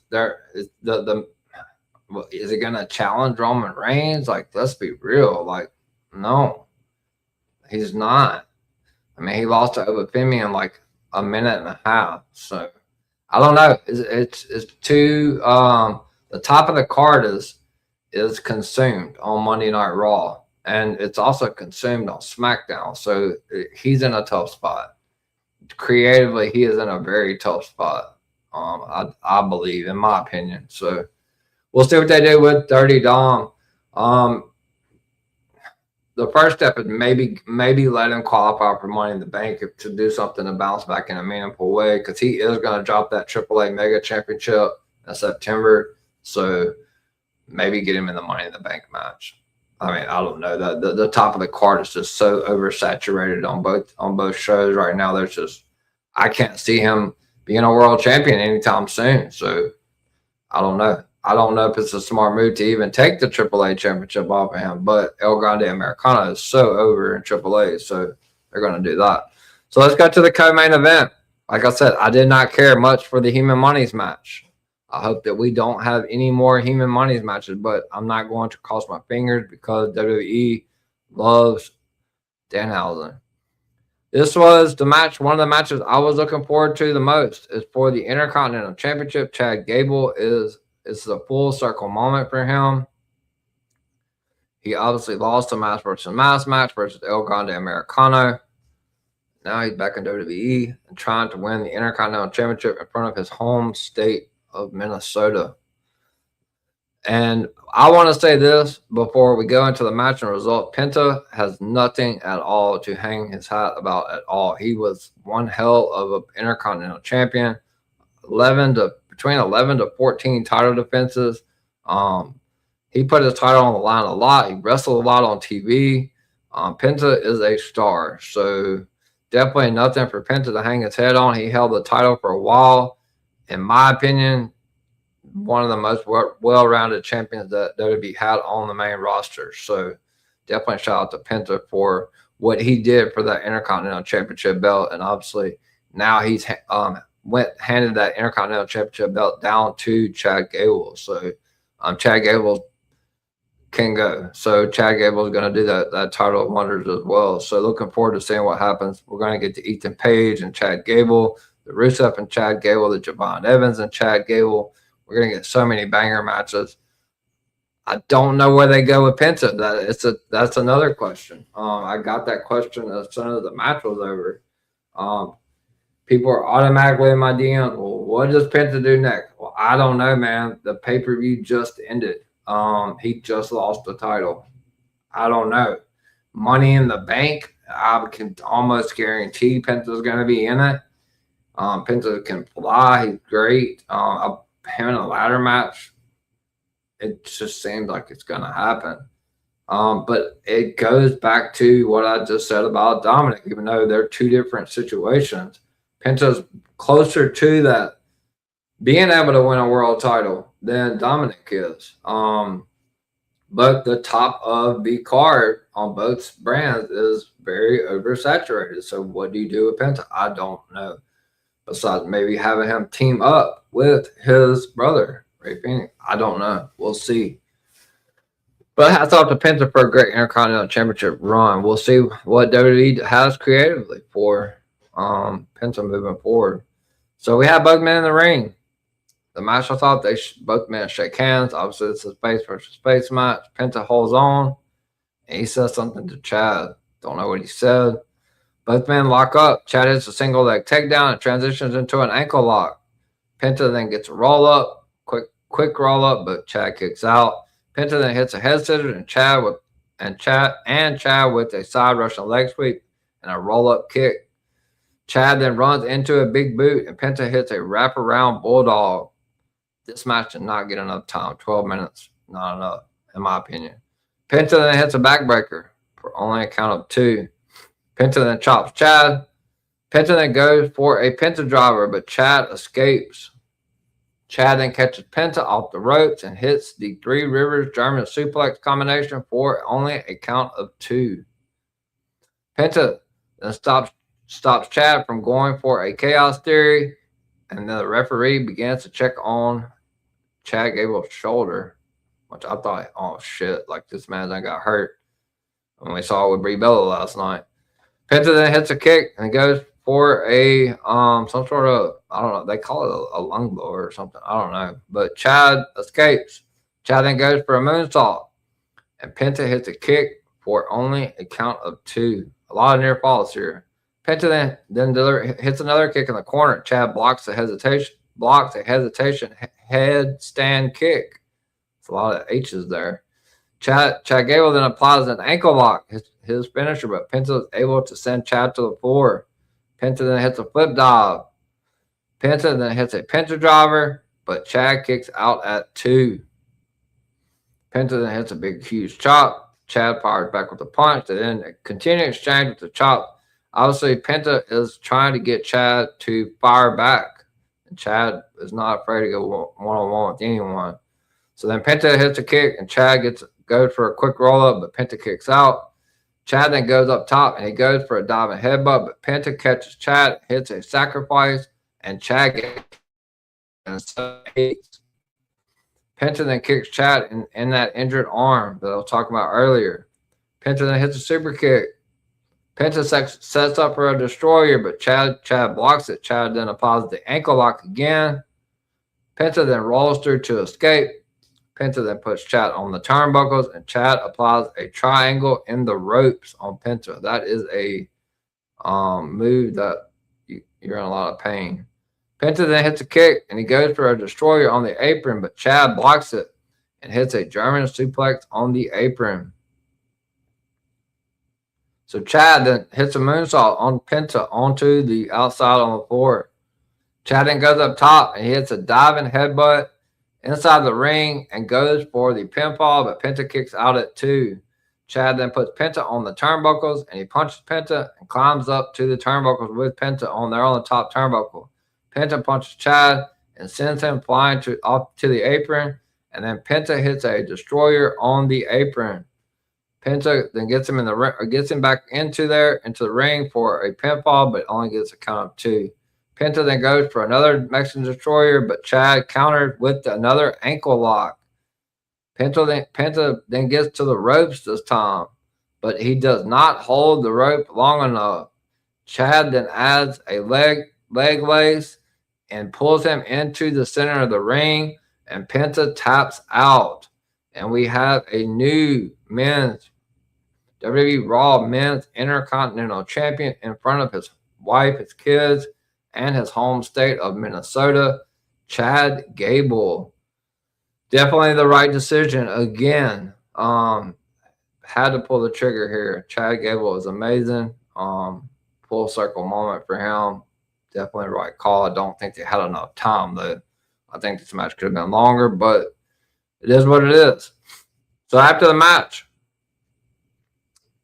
Penta puts the Intercontinental Championship on Gable and raises his arm. Gable's family, wife, kids join him in the ring to celebrate his victory with him. Some sort of meme, somebody, I don't know, so somebody standing behind him. I don't know who that was. I don't know why they did that. But Chad Gable gets the microphone and he tells everyone that his name is Chad Gable. He says he was born, raised, and lived in Minneapolis, Minnesota. Chad then introduces his family who has stood with him through this journey and says he can now say that he is the Intercontinental Champion. So never give up, Chad Gable. Is your new men's Raw Intercontinental Champion, and it was the right decision. So let me know what you guys thought about the Chad Gable and Penta match in the comments. I don't have very many comments tonight, so for you guys to enjoy this show, you guys don't have very much to say tonight.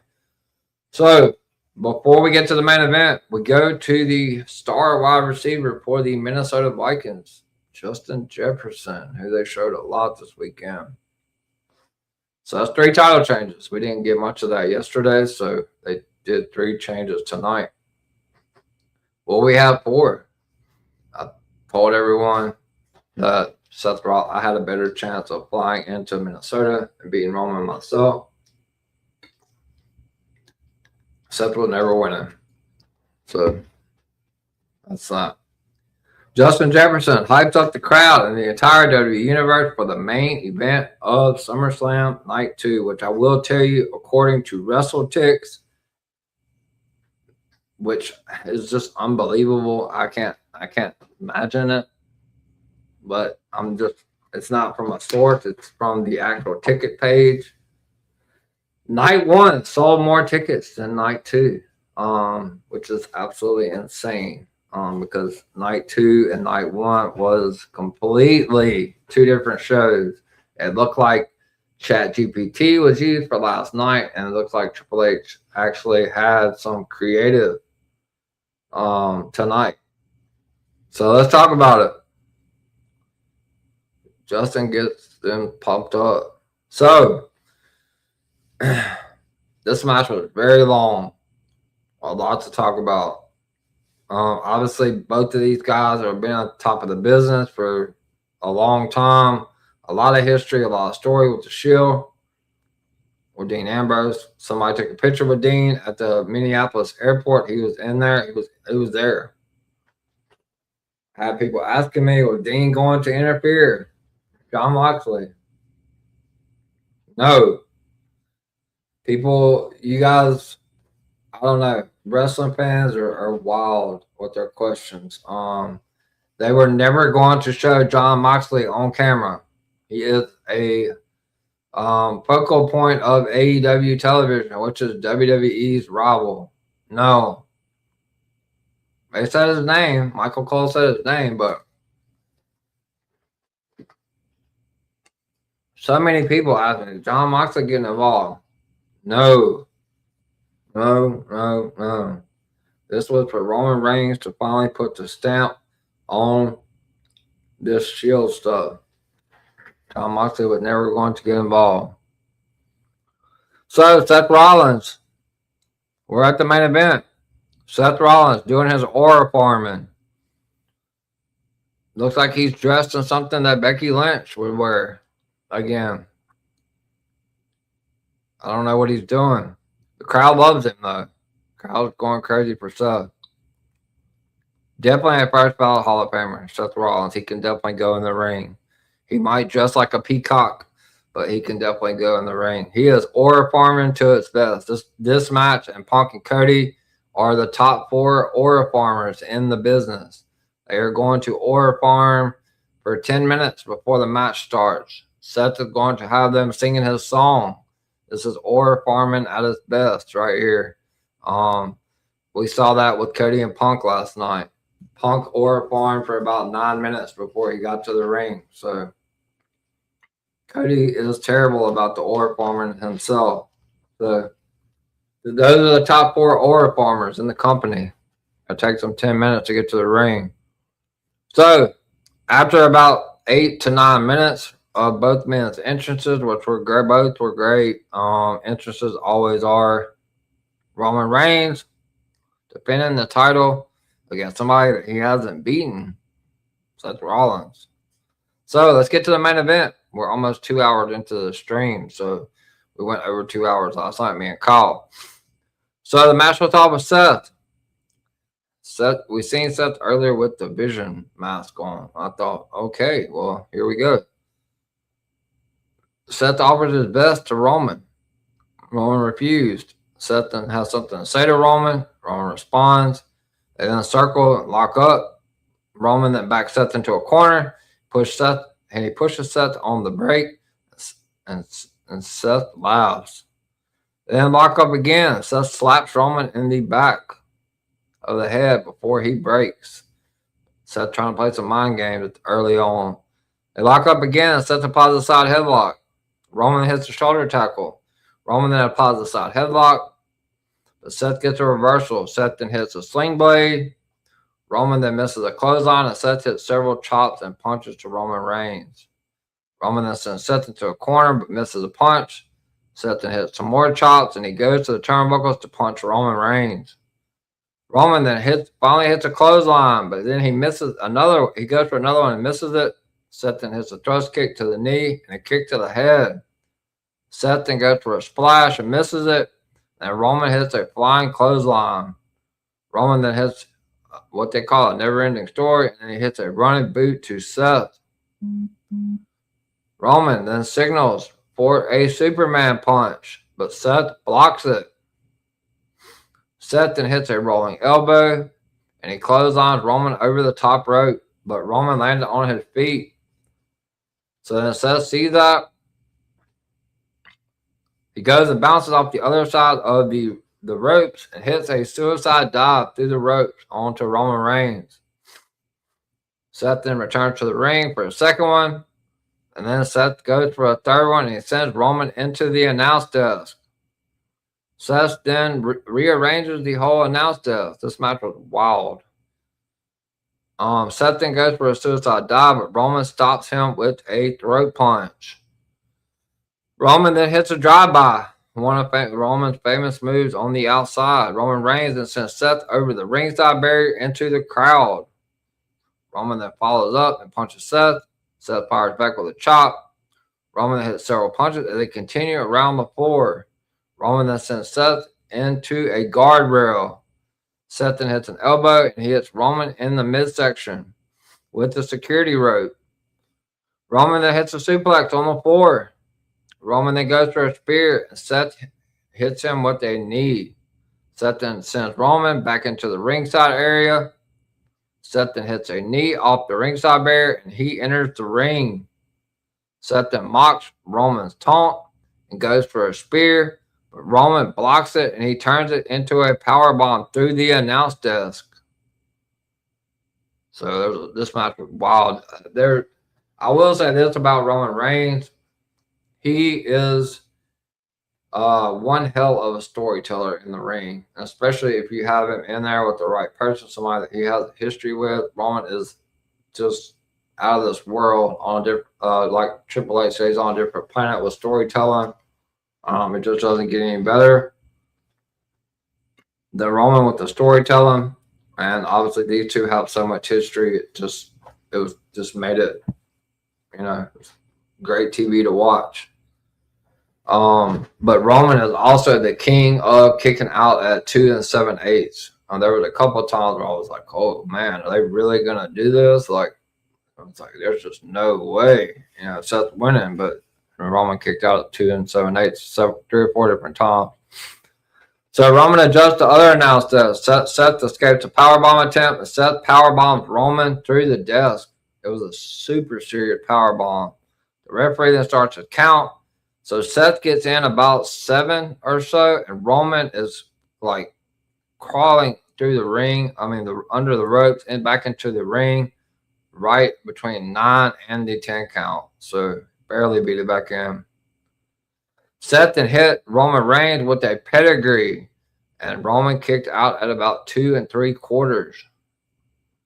Seth then sets up for a stomp, Roman hits a Superman punch, and Seth Rollins kicks out about 2 3/4. Roman then gets up first, and he sets up for a spear, but Seth leapfrogs, and then Roman hits the turnbuckles. Seth then hits a stomp. His finisher, the stomp. Roman Reigns kicked out at 2 7/8.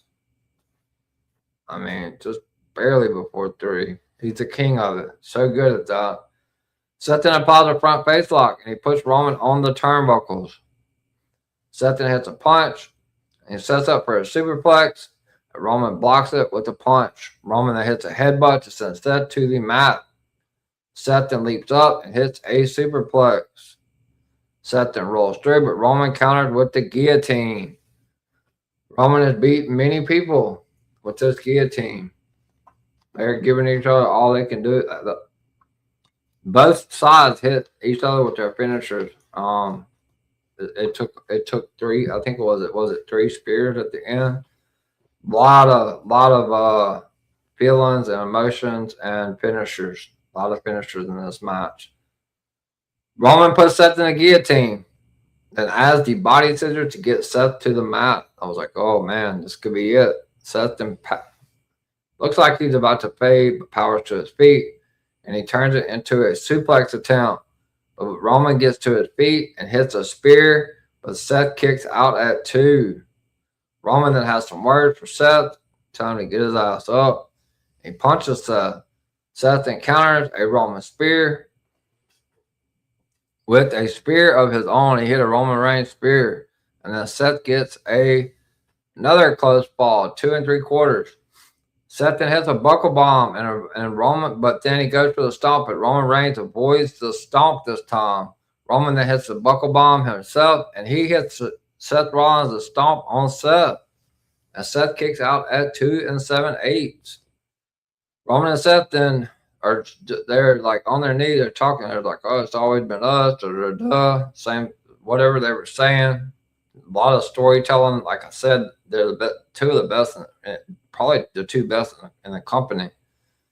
They both get to their feet and they start punching each other, going at it.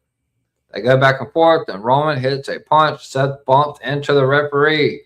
I did not think we were getting a ref bump in this match. I just thought Roman was going to beat him clean. I was like, oh God, who's showing up now? The referee goes down. The referee was down for a while from a little bitty bump. So then I think it was speared. So yeah, the referee was speared. So yeah, the referee's out for a while. Roman hits a punch. Seth hits, fires back. Roman then avoids the DDT. And then Roman Reigns hits a DDT of his own. Roman then sets up for a spear. And he hits the referee again. So the second time, this is when he got the ref. So first it was just a small bump, but this time it was when that spear, when Roman accidentally speared the referee, and the referee was out for it until the end of the match. So the referee was out long enough for them to finish telling the story. And my phone said, you're not going to finish telling the story. So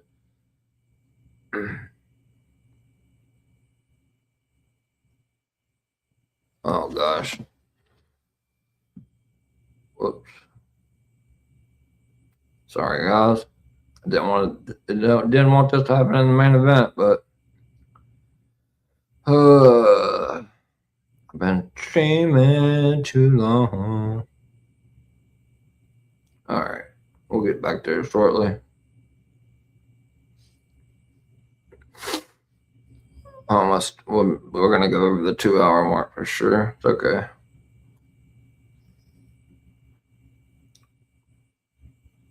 So the referee is down after a Roman Reigns spear. So I'm almost back there.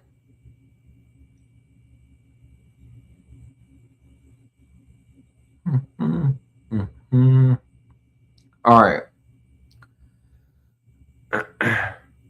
So Seth then hits a stomp on Roman, and both men are down. I'm like, oh God, somebody's showing up. Seth then goes to the floor and stands next to the title belt.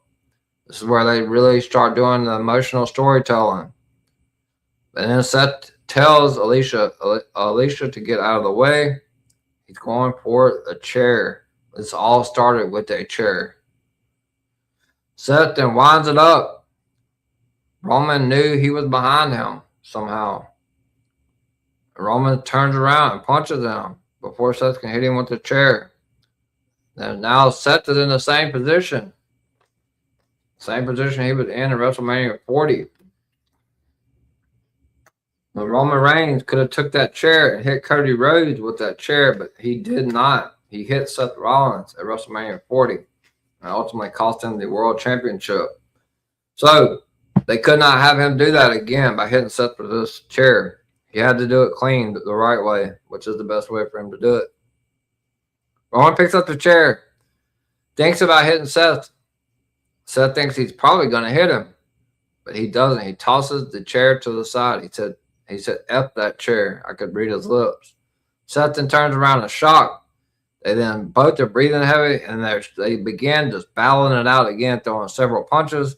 They continue to exchange punches. Seth then slaps Roman a couple times upside his head. Roman hits a headbutt and just gets fired up. Several forearms. I mean, they are giving it all they got. 34 minutes these guys went. Phenomenal.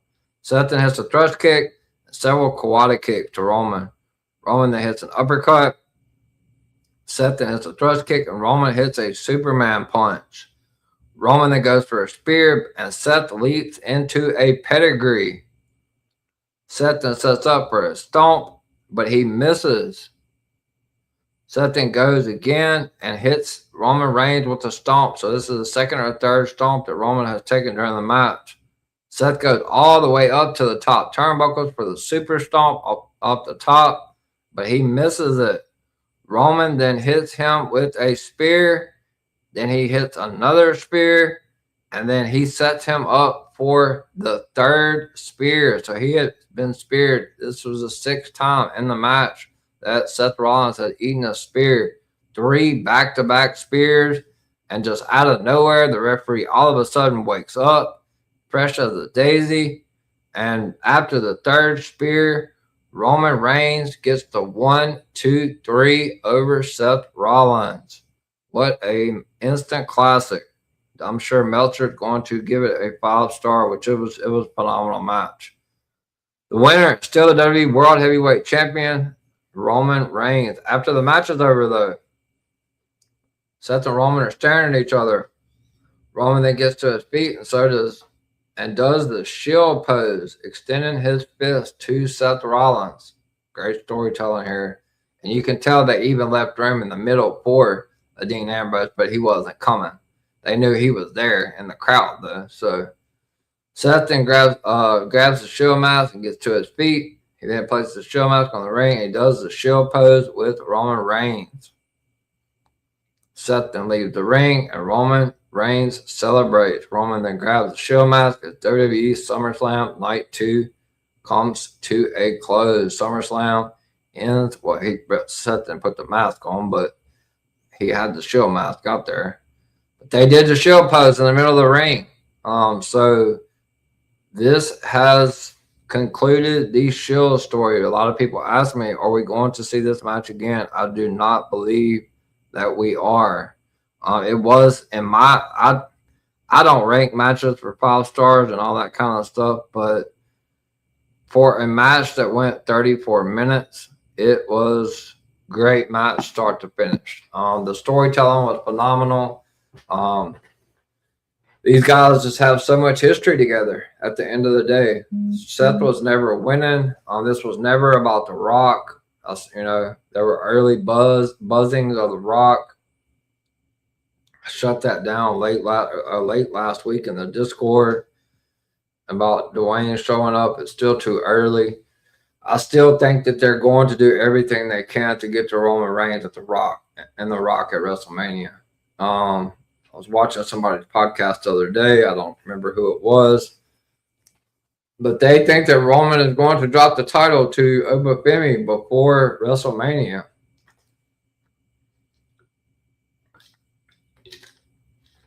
I don't think so.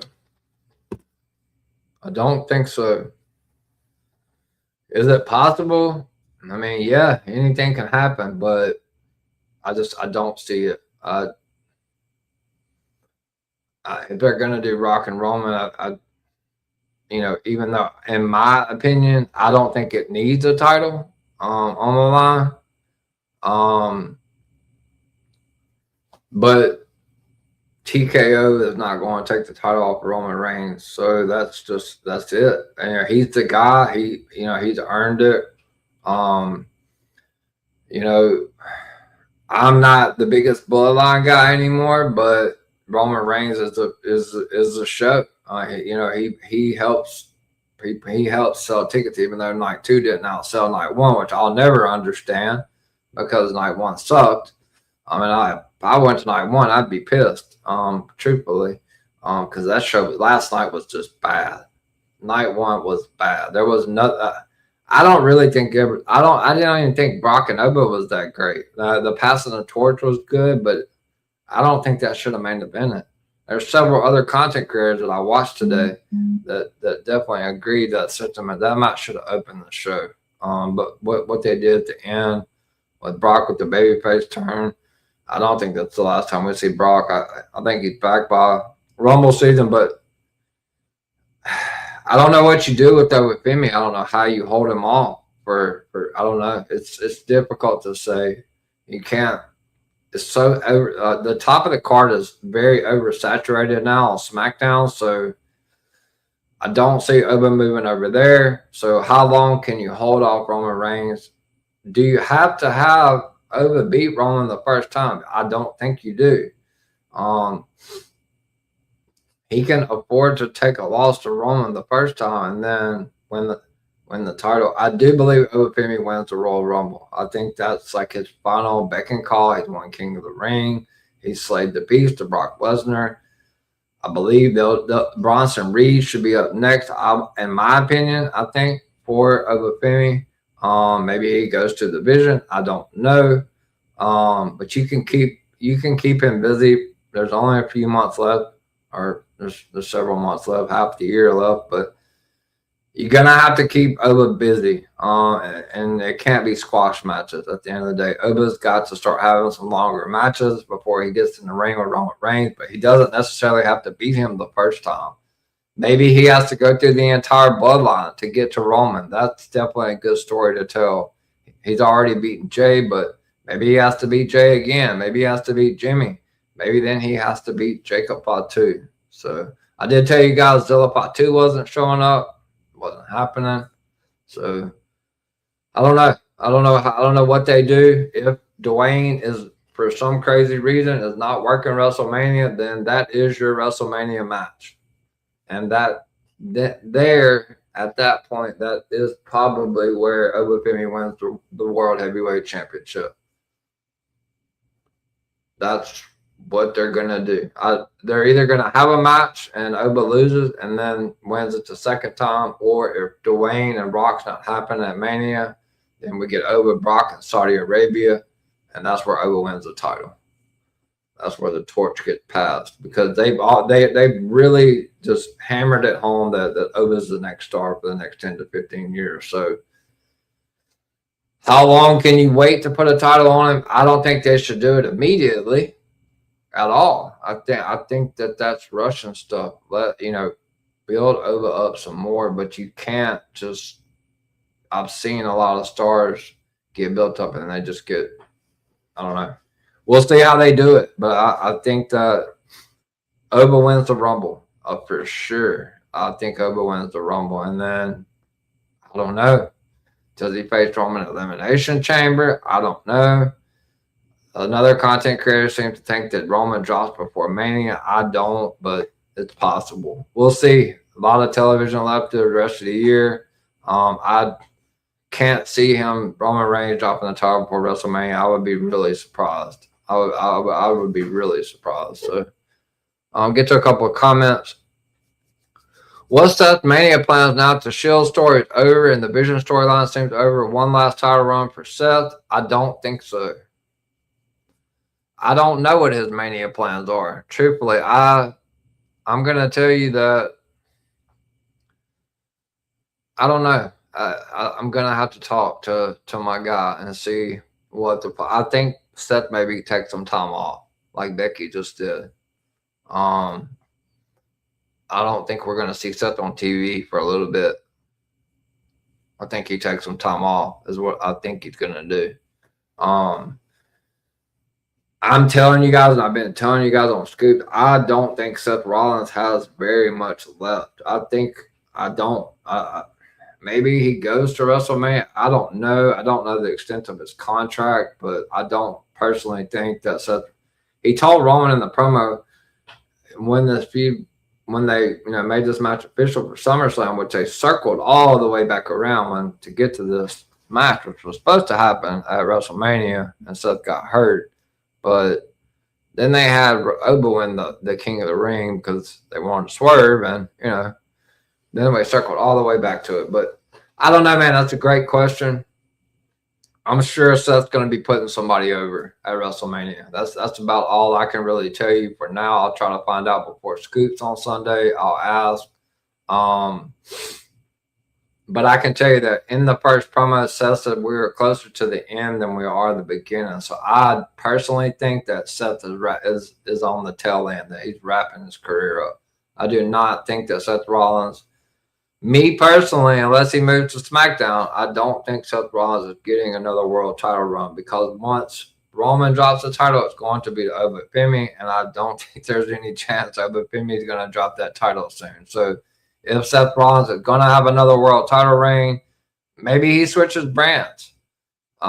That's a possibility. Maybe he goes to SmackDown. He does have nothing left to do on Raw. The Shield story is over. I mean, Becky is on Raw, but you can also move Becky over to SmackDown. But then that's really going to hurt the women's division on Raw. So I don't know, man. That's a great question. I seem to think that Seth is on the tail end of his career. I don't think he has. I think he's got plenty left in the gas tank, but I know him and Becky said that. Becky's already said that she's winding down on this is her final deal, end of her final deal, getting close. So I don't know. That's a great question. I don't know what he's going to do at Mania. I would think he does wrestle. He's still not retired before WrestleMania. I don't know what he does. Probably put over somebody young, maybe a Trick Williams. Maybe, I don't know. That's a great question. But as far as him having another title run, I don't see it happening unless he moves to SmackDown. I think it's going to go from Roman to Oba, and that's it. And I don't know. I don't even know what Brian Breaker like. Brian Breaker's just going to be somebody that's challenging Oba Femi once Oba wins that title. So we'll see. Could we see Oba versus Bronson Reed and the Vision until it's time to face Roman? That's what I think. That's what I think. I think he's going to go through the Vision, through the Fall, and then maybe he has to go through the Bloodline, and then he wins the Rumble. That's what I think. I think Oba should have a similar path to the title Roman had. He shouldn't win the first time. That's exactly what I was talking about. He doesn't necessarily have to beat Roman Reigns the first time. It's not going to hurt him. He's already lost to Brock once, so they can't be like, oh, he's undefeated. I mean, Brock's already pushed him over as the next big thing. So you don't have to rush it, but you can't wait too long. Like the original, some of the plans I heard was next SummerSlam. I feel like that's entirely too long. But it's still a realm of a possibility.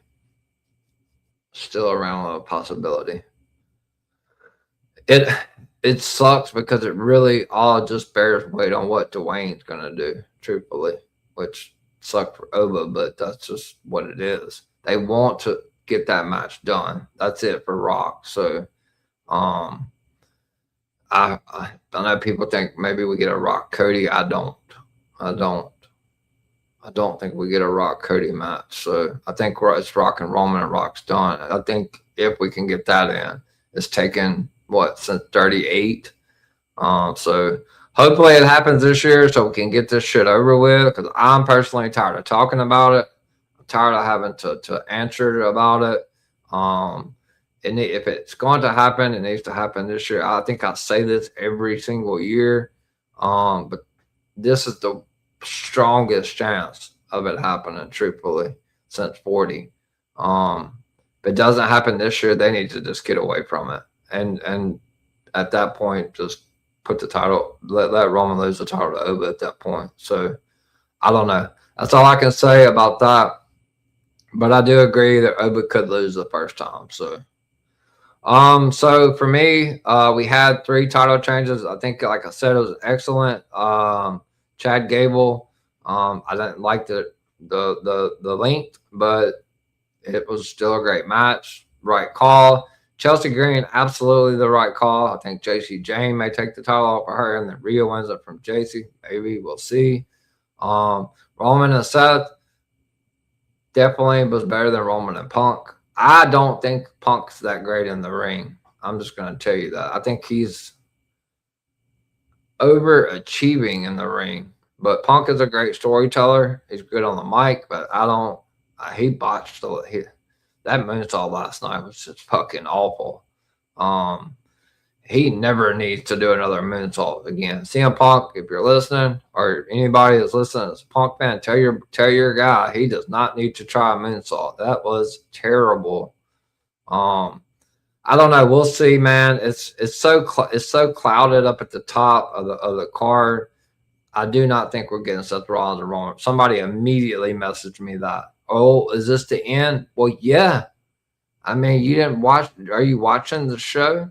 Yeah, it's the end. It's over. It's done. Roman did what he had to do, and that was beat Seth Rollins. And they put their fists together in the middle of the ring, the Shield stuff. It's over. It's done. It's over. Shield story is over.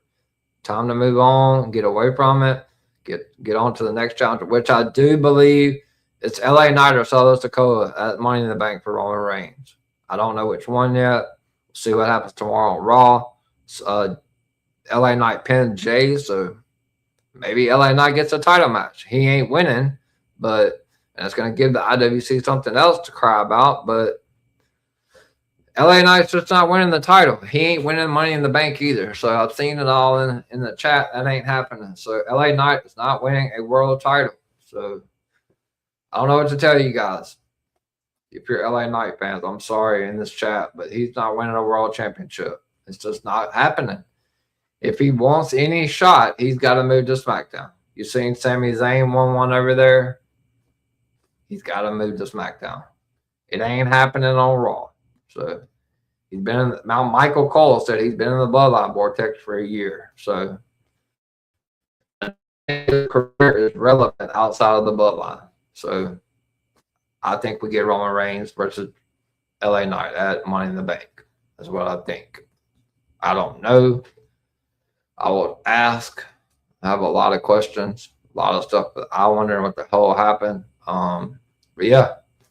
So thank you guys. Once again, last night, me and Kyle did the night 1 recap. It was a terrible show. I don't never give a show an A unless it's great from top to bottom. This show was great, but it was not great top to bottom. The women's match was good. Penta and Chad was good. Roman and Seth were phenomenal. Opening match was fine. Trick and Baron, it didn't blow me away, truthfully. Danhausen and Dom could have saved me for a Raw. Kevin Owens was fine. I mean, there was nothing wrong with it. I was glad to see him back, but it was too short. But I was glad to see KO back. I don't think Gunther needed to be in that match. Like I said, I think it killed his momentum. So yeah, I give it a B+. SummerSlam is done. We're on our way to Sunday night's main event, September 6th in Atlanta, Georgia. So let's do some shout outs really quick. We've been streaming for 2 hours and 15 minutes. Shout out to the DWX media page. And if you guys are watching live on YouTube, please hit that like button. That's what helps my channel, my algorithm. And that's what you got to do on Scoop to get free access. But I can't give you guys that for every show. But if you would, just leave me some comments. If you guys do go back and watch the stream, leave me some comments. Tell me what you guys liked about night 2.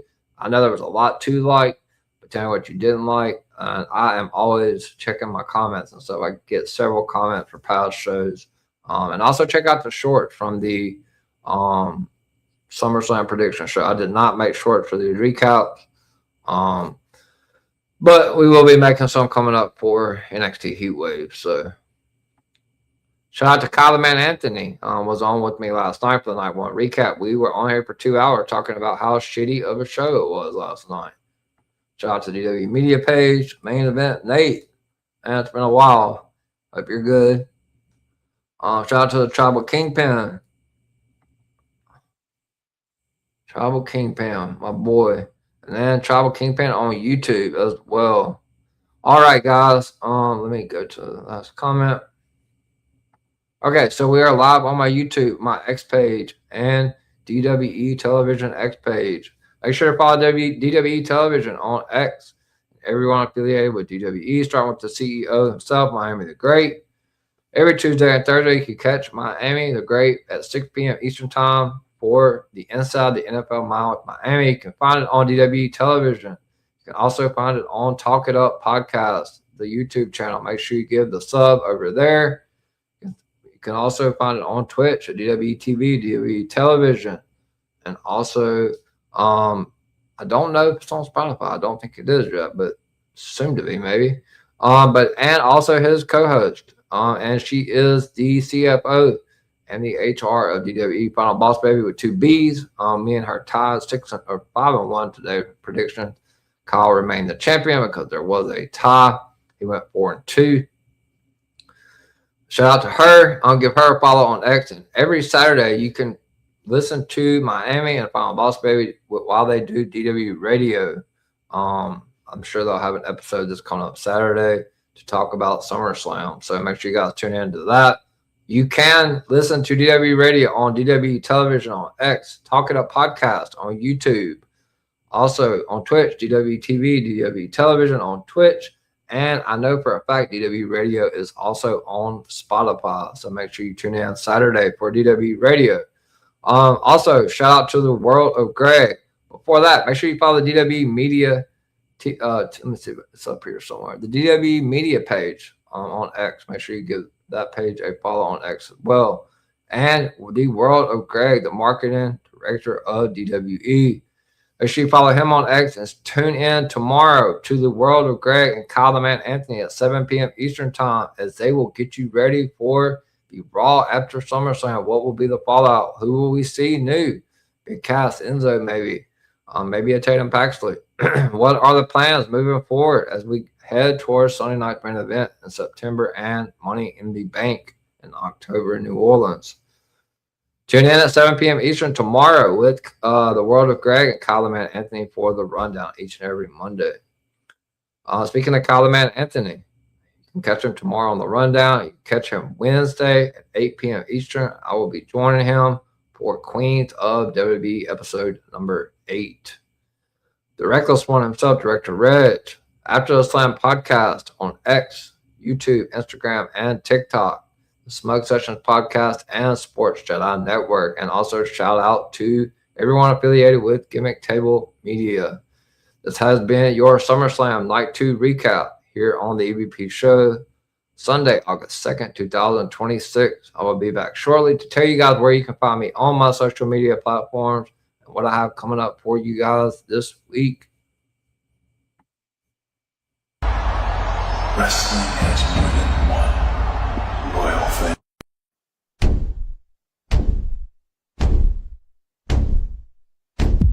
There are a lot of podcasts out there, but only one with this kind of energy. Welcome to EVP Show Recaps Prediction Sports. Let go, Show Recaps Prediction Sports In one podcast. Welcome to EVP Show Recaps Prediction Sports. Let go. All right, once again, this has been your SummerSlam Night 2 recap show. Sunday, August 2nd, 2026. Hopefully you guys enjoyed SummerSlam. Night 2 definitely outshined Night 1, same as WrestleMania. Look forward to where we're headed in the positive direction for Raw and SmackDown. Moving into my favorite time of the year, which is the fall and football season. So as part of my social media, it is scrolling across the bottom of the screen. All my links are in my bio. You can find me on X at EVPCJP. And my YouTube is pinned all the way up at the top, so make sure to hit that retweet button.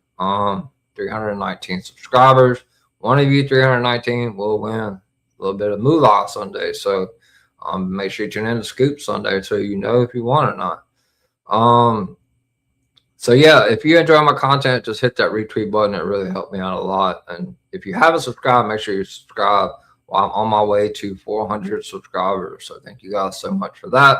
You can find me on Instagram at EVP2JP. It is a business page. My YouTube is pinned in my bio on Instagram. But you can see all of my upcoming videos made by Miami and the World of Greg for my upcoming streams. My raw videos are already on my Instagram. Tomorrow you will see the NXT recap videos posted on Instagram. On TikTok, you can find me at Brady the Goat 21. That's at BRADYDA Goat 21. My YouTube is in my bio, and you can find all of my upcoming videos from my upcoming streams. Last but not least, most importantly, please like and subscribe to my YouTube channel. If you cannot find my YouTube on any of my social media platforms, go up to the search bar and type in at the EVP Show. I've done over 1,000 live videos in over a year, probably over 3 or 4, maybe 500 YouTube shorts, a couple of pre-recorded videos. If you are subscribed, turn that notification bell on and you will be notified when I go live, which is pretty much almost every single day. So yeah, if you guys have any questions or any concern, comments, make sure to leave them in the comments on the stream. You guys go back and watch us live on YouTube. It's been a long show. Last night was super long. It's been a long weekend of wrestling. As much as I love SummerSlam night 2, I'm definitely glad we're moving on to the month of September, which is my birthday month as well. So I will be having a birthday coming up in a little bit over than a month, about 5 weeks. I will be having a birthday. So I look forward to that as always. So what I have coming up for you guys is tomorrow. Make sure you tune into the World of Greg and Kyle Anthony at 7 p.m. Eastern for the Raw Rundown, and then come back here on the EVP Show channel at 11 p.m. Eastern and join me for the Raw recap. We will go through everything that happened on the Raw after SummerSlam. And then Tuesday night, Kendall Gray defends the NXT Championship against Lola Vice in the Underground. Join me at 10:30 p.m. Eastern for the NXT recap show. And then Wednesday, I will be joining Kyle the Man Anthony. He'll be live here on my YouTube channel, my X page, on DW Television X as well, at 8 p.m. Eastern for Queens of WWE episode number 8. And then Thursday night, we switch gears from wrestling back to reality to television. It will be the Big Brother season 28 week 4 recap show. And then Friday night, CM Punk has a new #1 contender in Kevin Owens. What will be the fallout from Randy Orton, RKO, and Cody Rhodes and costing him the title at SummerSlam? Tune in at 10:30 p.m. Eastern Friday night for your SmackDown recap show. And then Saturday is no stream. It will be my first day off in a while. I will be away from my phone, except for when I listen to DW Radio. Make sure you tune into that. Already gave you all the information on that. But don't be messaging me about wrestling news. I will probably be away from my phone for the most of the day, or sleeping. That's what I'll probably be doing for the majority of the day. But come back next Sunday. It is the last doubleheader Sunday for a while. Join me at 6 p.m. Eastern time for Sunday night, as we're bringing back Sunday night scoops. We took today off from scoops, so this coming up Sunday, join me at 6 p.m. Eastern for Sunday night scoops with the EVP. And then later that night, 11:30 p.m. Eastern, it will be the last LFG show of the season 3 for me. It will be the LFG season 3 episode 15 and maybe episode 16 together.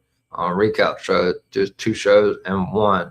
With that being said, guys, that is my schedule for the rest of the week, and I will hopefully you guys enjoyed your SummerSlam and getting ready to get back to the flow of the work week tomorrow. Hopefully you guys enjoy your Monday, and don't forget to tune into the rundown with the World of Greg and Kyle the Man Anthony at 7 p.m. Eastern tomorrow, and come back and join me at 11 p.m. Eastern for your Raw recap. Thank you again to the 155 people that tuned in to the SummerSlam Night 2 recap show. I am the EVP from the EVP show and the golden boy of DWE. And DWE is the place to be. Hopefully you guys enjoy SummerSlam, and I will see you guys back here tomorrow night at 11 p.m. Eastern for your Raw recap show. Good night. Have a great Monday. I'll see you guys tomorrow night. Night, everyone.